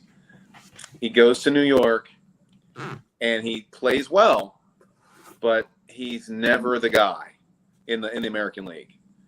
Andre Dawson won the Rookie of the Year. Andre Dawson played with Montreal and was phenomenal, and everybody knew he was this hidden gem, speed and power. And he hit around 300. And then his knees were so bad when he was in his early 30s. He said, I'm not playing there anymore, but I want to play in the National League. And he went to the Cubs and said, I want to play with you. And he gave him a blank contract in 1987. And he said, I'm playing for you. And he did. And he hit 49 home runs, which was unheard of in the National League at that time. I mean, Andre Dawson won the Rookie of the Year. Andre Dawson won the MVP. Andre Dawson was a Gold Glover. Andre Dawson had a cannon arm. He just didn't have the longevity Dave Winfield did. It wasn't like he burned out like super early. You said he had 2,700 hits. I mean, this is like a razor hair thin. But when I think about like who was the guy who was the best player in the game at certain points, it was Andre Dawson. Okay. Don, who would you go with? I'm going to go with Andre Dawson as well. It's so close. But their stats are almost identical, and Dawson did those with those crap knees. Like, what would his stats have been if he was healthy the whole time? These are so tough, James, because they're almost identical players, just like Rice and Parker. You look at their stats, but George is right with the MVPs and the cannon arm, and I think maybe New York. I agree. Not that he was great; he had over 3,000 hits. He was awesome, but I think New York might give him the edge to some people over Dawson, playing in Montreal for all those years. So I'm going to go with Dawson. Yeah. When I wrote this up and I compared their careers, I kind of said, wow, they were both really good. And I watched Winfield play almost every day. And that's the reason why I would probably go with Andre Dawson. I saw Winfield disappear on a lot of occasions. And there were times where I would get frustrated because he would come up with men on board, bases juiced, whatever. That bat would go flying in the stands, and the next one goes swinging, striking out. And it's just like, Dave Winfield, you're killing me. And I don't know, maybe I'm jaded. But if it was a contest of who throws the bat the longest, I'd give it to Winfield. But I think with the 49 bombs, the MVP, the fact that he had comparable stats in less years probably shows he was a little bit more dominant overall. So I think I'll give the slight edge to Dawson. That's who I would go with. So, yeah, I got a few more, but I don't want to bore everyone. I don't want to overdo it. Well, if Mike wants to hang around, I've got nothing going on. But Mike, how you feeling? One more? You want one more? Yeah, and then I have a question for you guys I'm going to poll you guys real quick, a straw poll on some things. All right. So I got one that's a little unique. Their stats are a little bit different, but it's because they have a few years difference. One was he had a longer career, so maybe he compiled a little bit more. They're both first basemen, but we both watched them, so we could probably compare what we saw. 22 years to 15 years, 276 average to 297, 612 home runs to 449. The hits is where you could compare. 2,328 hits to 2,315. And their wars are pretty close, 73.1 to 79.9. So you got Thome And Thomas. and Jim Thomas. Thome and Jeff Bagwell. uh, Who would you rather? we'll start with Don. Did Bagwell do steroids? We don't know. But he might have. No one knows. Do we know if Thome did? No, but we don't think he did. So you've got that issue. Thome had more home runs, right? He's over 600. Yeah. Thome is over 600, but he did play 7 more years. And how many Bagwell have? 449.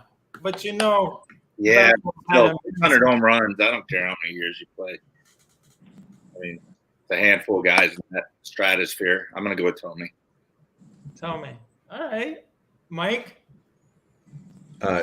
Thome, easy, hands Easy. down. easy choice. Okay. George.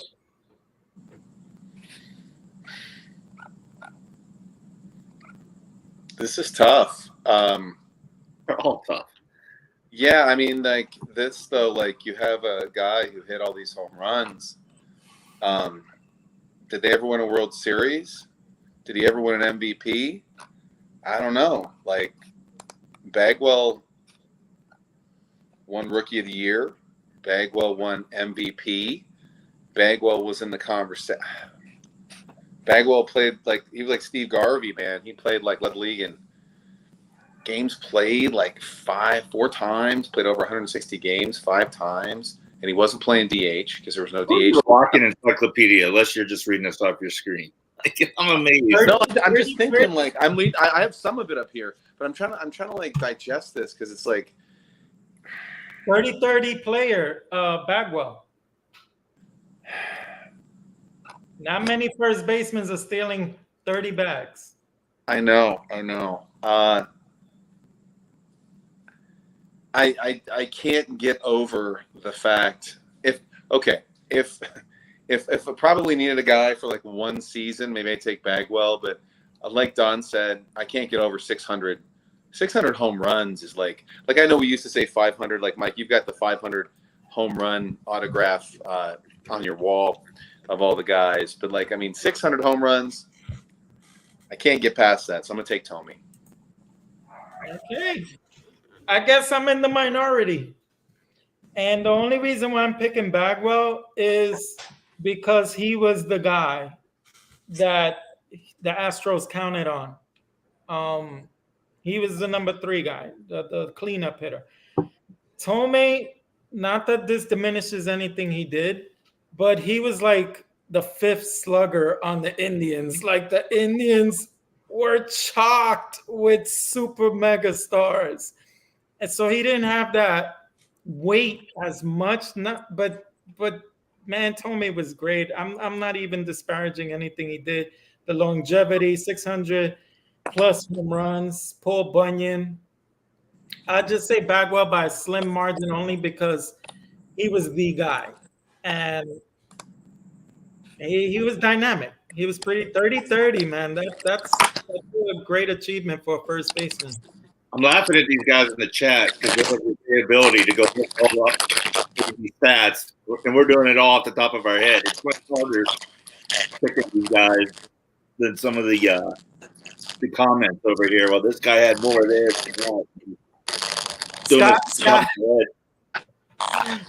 Scott is pissed off on me right now. Thome was the glue. He probably was, but hey, you had Manny Ramirez. You had so many. Albert Bell. Albert Bell. Carlos Baerga. The fifth guy amongst that orchestra. And how many World Series did they win, Scott? So, Mike, I guess what was the poll you wanted to ask? All right. You're just going to give a thumbs up or a thumbs down. I'm going to name a player and tell me if you think they should be in the Hall of Fame. Okay. And I'll do my thumb last to maybe break see where we go with it. Okay. Al Oliver. Al Oliver. Much as I hate to do this, George, you got that? He might be frozen. He looks all stoic and frozen. So, what do you think, Mike? I would vote yes for Al Oliver. Yeah, I mean, I'm close on that, but it's funny how a lot of these have Pittsburgh ties, but Bill Madlock. Well, he has the Texas tie too. Bill Madlock. Man, I just got his autograph today. Oh, we're getting the thumbs in the chat. I like it. That's good. Oh man, he was so great here for a while. I'm gonna give him the up. Your thumbs up. Your thumbs up. Bill Madlock. Take him over Ron Santo any day. Yeah, what the hell? I'll give that one a thumbs up. We just talked about him. Dave Parker. I think we all would say. Oh, good time. No Not question. even a question. Dale Murphy. Who? Dale Murphy. 2 MVPs. I don't think so. He's like Don Mattingly. Yeah. Much as I love Don Mattingly, too much greatness in too short a span. And he wasn't Koufax. The comparison for short stints is Koufax. And when you make that comparison, everybody falls short of that, Right. You can't have such a short peak. You just get. I mean, Parker to a degree, not to Koufax's level. Like if Parker had kept up some of those years, the late 70s, he would have been. Then he would have been a no doubter. Right. I mean, Dick Allen. Hold on, George. You want to re-ask him some of the ones he missed out on? Did you hear the question, George? Looks like he's still frozen. George is still frozen. He's trying. He's trying hard, man. He really wants to be a part of this. Dick Allen. Dick Allen, yes. I'm a yes on Dick Allen. And it's because when these guys come up on the Veterans Committee, I go study that, I go really look at it because it's not a thing I take lightly. Right. Okay, a lot of Dick Allen yeses. A lot of people in the chat love Dick. Hey, whoa. I didn't name the guy. That's his name. What it is. George, what was it? Bill Madlock or Al Oliver? Thumbs up or thumbs down with Al Oliver? Hall of Fame, yes. Like who's better or Hall of Fame? Just Hall of Fame. Would you vote for them? Okay, no. Okay. Bill Madlock. No. Dave Parker.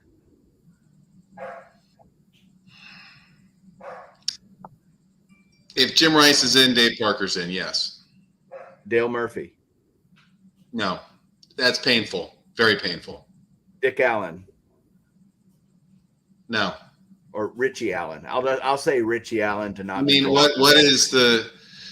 It's it's so painful because if a guy wasn't a Hall of Famer in 1995 or whatever, why is he a Hall of Famer now? I mean, I understand like Gil Hodges, his place in baseball history and all that, and it's become more. Dick Allen was awesome, and Dale Murphy was awesome.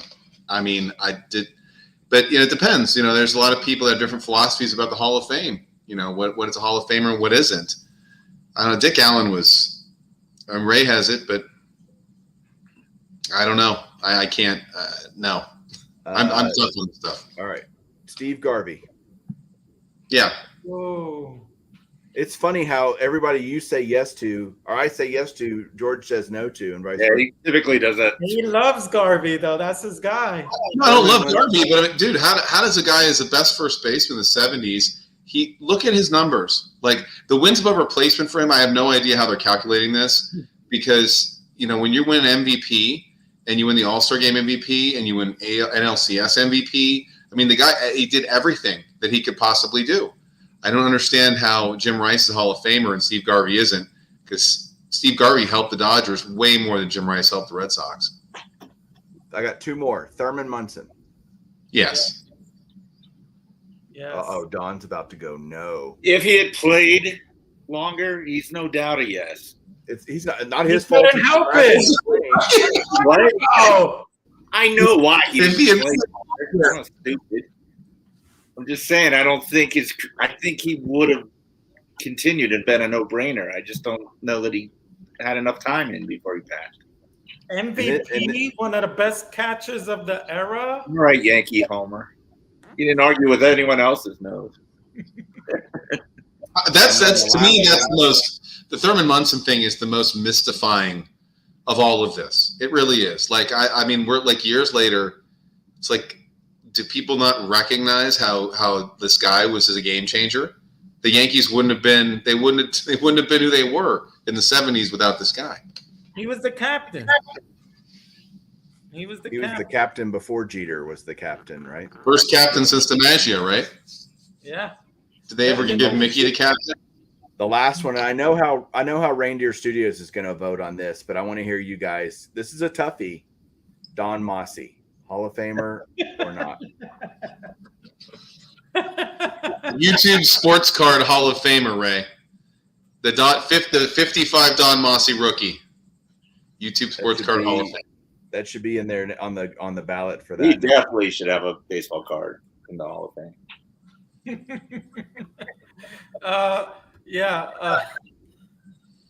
He only says no, Jason Winston, because I like him. Thanks. What George's point is so correct in that if these guys were they just lost in their era, or were they genuinely considered and dismissed as Hall of Famers by the guys who watched them, the writers that watched them play? And it's a hard thing to go, well, if the people in his time didn't vote for him, why would we 20 years later or 30 years later consider them a Hall of Famer? It's a difficult thing to, I mean, George is correct. I actually agree with his mindset, but time can be a wonderful forgiveness or forgetting. Yeah. I think all the crap kind of falls away, which is what I think is going to happen with Bonds and Clemens ultimately, right? You just go, look at their numbers, man. They could have been jerks to the media or whatever. Let's take Richie Allen, a sullen personality, very quiet, hated his owners that he played for, that whole thing. And does that mean he wasn't a great ball player? I don't know. It's no question a tough thing. No, Richie Allen is definitely kind of the Jim Rice of the previous era, and he was, there were issues though with his ability, and a lot of people might say, and it's a racial issue, but there's issues with him complying with what they wanted him to do, and then they traded him to went to the White Sox in '72, and he won the MVP. He won the MVP. I mean, I'm not saying Richie Allen isn't one of the great players in baseball history, and you can't tell the story about baseball without Dale Murphy and Richie Allen and these guys. But I don't know. It's kind of to re-examine it. I mean, it's not like it's permanent in time. It's not polarized, like frozen in time. James, I'm sorry, you're trying to point something out. No, I mean, you're right about Dick Allen. He was an immense figure back then. When his peers talk about him, they say he was one of the top 3 most imposing sluggers of that era, like top 3. And there weren't many hitters at that time hitting colossal bombs, 500-foot bombs like he was in that era. And then someone who makes me think of him to a lesser extent is Albert Bell, where in his era, he dominated. Gets no love for the Hall of Fame, but I vividly remember Albert Bell dominating the league for several years as an Indian slugger. Like he was the 3-hole guy on that team, just wrecking games on his own. To me, I think they're both similar, but I don't know. They don't have Albert Bell in there, but it's more because they hated him, like the writers. And he had a corked bat. It was all that. Yeah. But it's like the re-examination of some of these guys. I mean, like Bob Costas talked about, like Gil Hodges getting in. They were asking Costas on the eve of this year's vote who he thought would get in. I just remember the conversation he had about Gil Hodges, that, you know, kind of Gil Hodges is like the last link on these Brooklyn Dodgers teams that hasn't yet to get in. And you're like, this guy was the first baseman. This guy was like a main, you know, cog on the team. And so, you know, Costa said, well, yeah, he should get in based upon his impact on the team he was with in baseball history. You know, some of these guys, though, don't have that hook, right? And you got to figure out, well, Richie Allen, what teams was he really on? Did you know? And so it's kind of like, after all these years, what do you remember?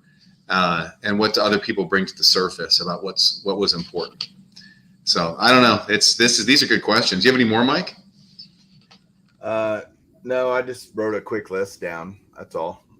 But if you have any more, I have a thumb that works either way. So I have one question. I asked George about David Ortiz getting in, and we all know he did steroids. He was implicated in the list, and he gets in because he's a good guy, because everyone loves him.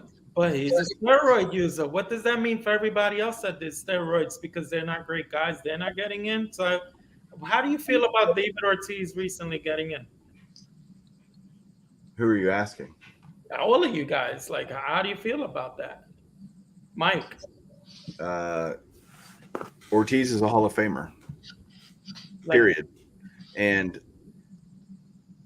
again, I did a video recently about 12 guys that I think should be in, because you if you dismiss the era, you're just ignoring 15 to 20 years of baseball history, which is, to me, unconscionable, more so than what the guys did in the era where they were allowed to do it. And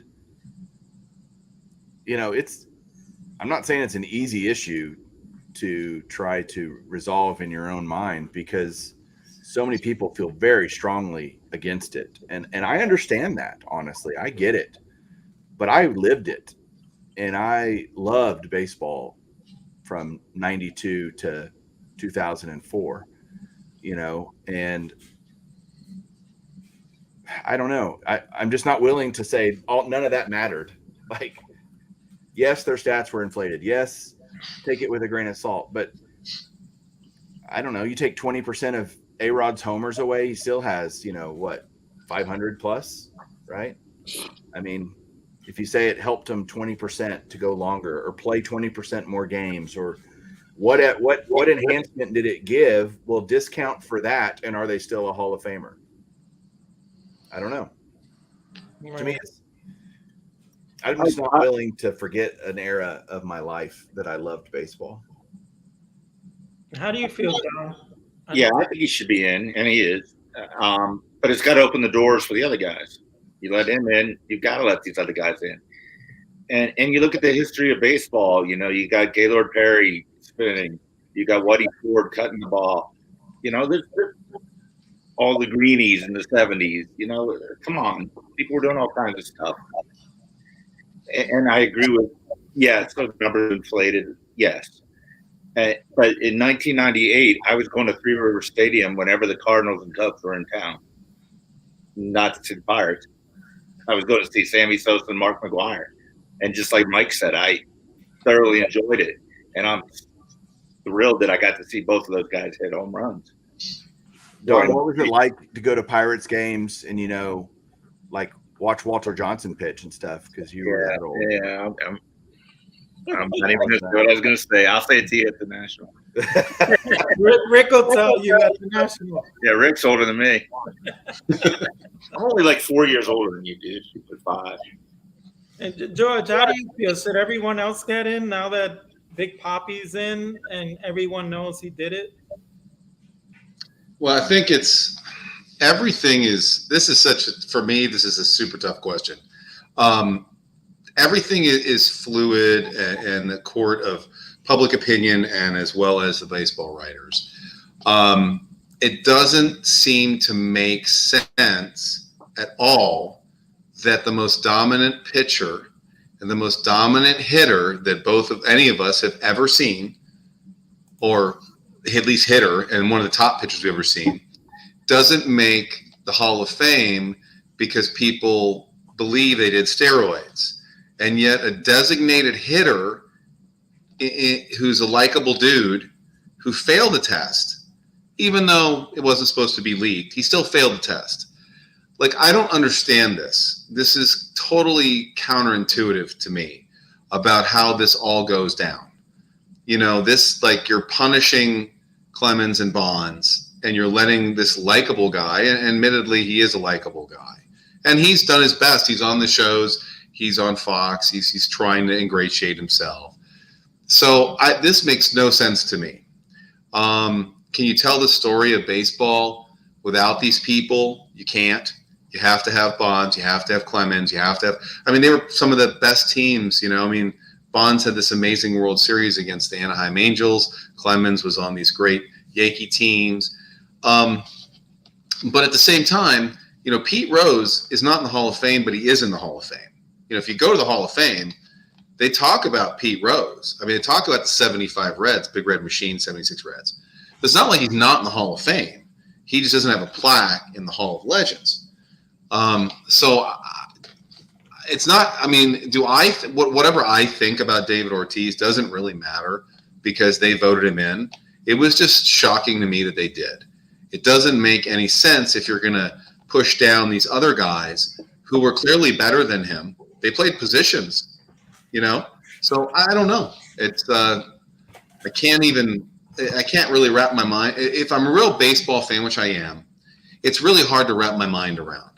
And, you know, I'm not about cheating. And I mean, everybody cheats in different ways. Gaylord Perry, yeah, he's scuffing the ball. So was Mike Scott in '86 NLCS against the Mets. You know, Don Sutton, whatever. These guys scuff. I get it. But they asked, I'm not sure if it was Greg Maddux or Tom Glavine. They asked, I think it was Glavine. They asked him about steroids. And he said, like, what would you rather do? Would you rather, this is when the Houston Astros stealing signs thing came out. Would you rather pitch against a guy who's using steroids or a guy or people who steal your signs? And Glavine said, I would rather pitch against somebody who's stealing my signs because when I throw the ball, I know where I'm going to throw my changeup. I know where my curveball and fastball are going. I can locate them. So if I throw a good pitch, it doesn't matter if you know it's coming. I can still hit my spot. With a guy who's on steroids, if I hit my spot and he hits it and it goes 15 to 20 to 25 feet further, then maybe a fly out becomes a double. Maybe, you know, a warning track home run, a warning track ball becomes a home run. So that was the opinion. I'm not sure it was Maddux or Glavine. You can look this up. But so that's, you know, kind of what I'd like leave you guys with. I'm torn by all this, honestly, and I've been torn for years about it. It really bothers me. But, you know, you look at what the other players say. I would rather see Ortiz get in by the writer or the Veterans Committee than the writers. Because, again, how can you let the Ortiz in if they don't let Bonds and Clemens in? This makes no sense. But if the guys who played with them and the guys who are in the Hall of Fame are okay with it, I guess how can I say I'm not okay with it, right? At the same time, I think about Joe Morgan, and he wrote this letter to the Hall of Fame talking about these guys before he died recently, like 2 years ago, about his position on it, which was the contrary, that these guys shouldn't be in. So, you know, it's like, I don't know. They will govern themselves, and I'm a fan. Either way, I'm a fan. Right. I kind of feel like the writers are hypocritical because 1 minute they're taking a stance, and then the next minute they're letting Big Papi in. And I think Big Papi is a Hall of Famer based on the magnitude of what he did in the game, but so was Bonds and Clemens and A-Rod or even Manny Ramirez. They were the best of the best. But did they cheat? Yes. Some of them got caught. Some of them we just knew. But to play ignorant on some of them and point your fingers at others like you're not getting in and blah blah blah is hypocritical. And that's the only thing that bothers me, because just either let them in or don't let them, but don't let some in because you like them, because that's messed up. So I just feel like now that you let a few in that did do it, let them all in and let us judge for ourselves who's great and who's truly great. Like who is really good. 'Cause some of them are really good and they're in the Hall of Fame. So let us just judge for ourselves. Like The what? two best players I've ever seen play are Barry Bonds and King Griffey Jr. And one played assuredly dirty and one played most likely clean. Like we don't really know that Griffey never took steroids. We Right. don't know that. Right. I don't think he did. The best athlete I've ever seen is Bo Jackson, like pure athlete, like unbelievable. And I firmly believe that guy, if he hadn't got hurt, had a shot at the Hall of Fame in Oh, two sports, in both sports. Yeah. Jackson, man. I He have one player for you guys if we have time. I know we've been on here 2 hours, but Fred McGriff. yes, yes. absolutely. How is that guy not in the Hall of Fame? Come on. Yeah, it's like Dave Winfield. It's the same argument. Dave Winfield had big, gaudy numbers. He didn't have 493 home runs like Fred McGriff, but Fred McGriff, just people like they don't punish Dave Winfield for the fact that he didn't have the signature season, right? Because he was a Yankee and he was in New York and blah blah blah. It's like they seem to punish Fred McGriff because we always. And you guys know, like Mike, you played fantasy baseball. James, you played, maybe you did too, Don. I was always waiting for Fred McGriff to have this year where it was like 49 home runs, 145 RBIs, 325 batting average. You know, you were always waiting for the crime dog to have that type of year. And he never did. And it's like just because he's 7 home runs short of 500, that's obscene. That's stupid. Hey, you know how many home runs Lou Gehrig had? 393? I I thought don't know it offhand. was 493. I have no idea. I think Lou Gehrig. Now Lou Gehrig would have hit over 500 easily, not getting sick, right? But Right. now you've got me curious. I'm glad I have Baseball Reference right here. Jake 493. 493. I was right. That's wild. Yeah. I was off by 100, but I got the 93 right. I think McGriff definitely should be in. I think the fact that you compare his numbers to people in that era that were doing steroids, it pales in comparison. But so does other players like Carlos Delgado. Like I thought he was great, consistently hitting 40 home runs, 35 home runs almost every season. But he paled in comparison to some of these juggernauts that he played alongside of. But I used to love Carlos Delgado. He was steady Eddie, always money to me. But, Yeah, and James and I talked about this yesterday. We talked about Vladimir Guerrero Sr. And when you look at his lifetime batting average, it's 319. Like a lot of people don't realize this. Like he had his lifetime batting average is 20 points lower than Tony Gwynn's, or maybe 19. Like this guy he is so prolific in this era when all these guys were using steroids. And I don't think Vladimir Guerrero Sr. was using them. I think he was just a great baseball player. You know, I don't know. But I'm like, his numbers pale though. Like you said, James, these guys, some of these numbers are obscene, but it's all about like comparing the guys versus their contemporaries.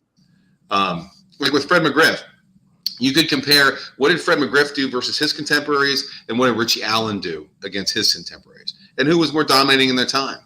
You know, I don't know. It's interesting. How about Carlos Beltran? Beltran, yes, but man, this cheating stuff really killed his cause. But I think yes, on the field, Hall of Famer. I think a cool stat that I like to look at a lot on Baseball Reference is their 162 game average. And what that does is kind of even the playing field for guys that played long careers and were accumulators versus guys who had like Ralph Kiner or, you know, guys that just had a shortened Thurman Munson. Look at their 162. Their 162 stuff. It's pretty compelling because we get caught up in these magical numbers of 3,000 hits, 500 home runs, and they are magical. I'm not trying to take away from that, but I think if you look at their 162, it's you'll find you could argue Kurt Schilling based on 162s. Kurt Schilling had as good a career as Nolan Ryan. Yeah, I think that your 162 idea, I think it really tells you about how like their ceiling was. What would be the ceiling, right? I think it's cool, but at the same time, it's about who's playing and not who's injured, right? The Chris Bryant story, like who's actually there? Is Steve Garvey there every game? Is this guy there every game? Like that's that's the opposite, right? That's what we were talking about earlier. Dave Winfield versus who was it, James? Andre Dawson. When you hear it initially, I'm with you, Mike. Initially, I'm like Dave Winfield, man. Dave Winfield is like there all the time. He's got a large body of work. But if you compared his 162 to Andre Dawson, it might not be similar. I don't know. It would be similar, but Dawson's might be better. But I agree. It definitely shows the ceiling of what the guy could have done. Mm-hmm. Oh, this is great, guys. I really enjoyed this whole hangout, and I love everyone with their comments. Everyone seemed like they were engaged and loved the topics we brought up. So, Mike, what are you looking forward to at the National? You've been doing so many shows lately. The Rumble with the Misfits house. I'm looking forward to not seeing any more videos from Mike for a week over there. Any specific cards you're looking for? Key cards? No. I have a card I'm looking for. Mike, you made a great video, and you gave us a lot of good advice, so thank you. But I love the card you're looking for. The 49 Bowman page. Oh, I thought you were going to say the musical. Dave and the music. Is Page your number one? Page is number one. Yeah. Thanks to Dave. He wrote a text that was like 14 scrolls long for me to consider the Page over the Musial, and he made a very compelling argument. And I'm gonna have to buy like a 2. It's such an expensive card. I think mine's a 3. Doesn't matter. Your Page. So is mine. And I'm gonna try to. I'm gonna probably go SGC, honestly, because of the price difference. Okay. Well, if you can find one that's that marine, it's like I compare it a lot to the 34 Gaudy Lou Gehrig number 61. If you can find a nice marine green background and good registration and center, it's fantastic. If you buy a Page there and it says GC, would you, since PSA is there, would you flip it over? No.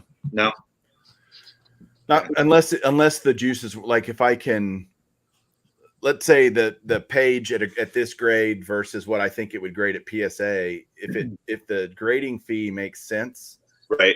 Maybe. Okay. But I like SGC. I'm not against SGC. No, I know. I just was curious.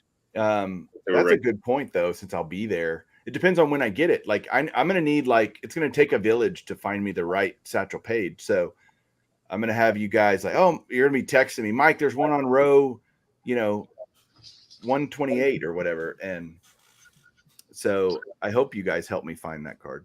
Yeah. We'll be on the lookout. James, when are you getting there? Wednesday. Okay. And we'll be looking forward to your hangout. Where is it this time? Thursday night, 7:00 local time, Eastern, at the Sheraton right across the street. We're just going to meet in the lobby and find a place to all hang out. I mean, I've never been there, so I'm going in blind and just going to do the best we can. Who are you rooming with, Mike? Well, we've got Silver Jackify. Okay. We've got Legends Never Die, Triple Crown 24. Legends is driving up with me. I know. She blinded me with refractors. Rated rookie, Canadian cards. Hopefully, he's a game time decision. Oh, I thought he wasn't going. Well, he wasn't, but he's now a game time decision. His knee is feeling better. His hip. Good. Oh, his hip. And if Ty and Matt from my compatriots at Bench Clear / Chasing Cardboard come, they'll just crash on the floor somewhere. Like, it might be a packed freaking house, but right. Which is why I think we can take you guys. Plus, y'all have old men like Rick. Now you do have nunchucks, like so. We don't have that. We got Lou, who's a police officer. He's trained. I'm shipping off a case of liquor from here on like the Saturday before, so it gets to the address of the house on Tuesday when we get there. So, Wow. Well, I'd like to thank you guys for joining me and It's fun. Julia who had to run. But yeah, I'm looking forward to the National as much as everyone else is. I got my little guy here who just thinks I'm talking to him, I guess. And I'm looking forward to the hangout on Thursday. And I'm, like I said in the beginning, I'm mainly going there for the hangout. This is going to be my summer vacation per se. And cards are going to be secondary this time around. And I'm just looking forward to meeting YouTubers I haven't met before and reacquainting myself with Don and meeting George for the first time.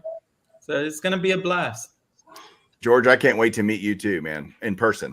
I can't wait to meet all you guys. Yeah. Mike, we've been on all you guys, we've been on podcasts. We talked on the phone. Like I know you guys, you know, Well, I feel like exactly how it will feel, George. It'll be like, yep, these are the guys. Yeah.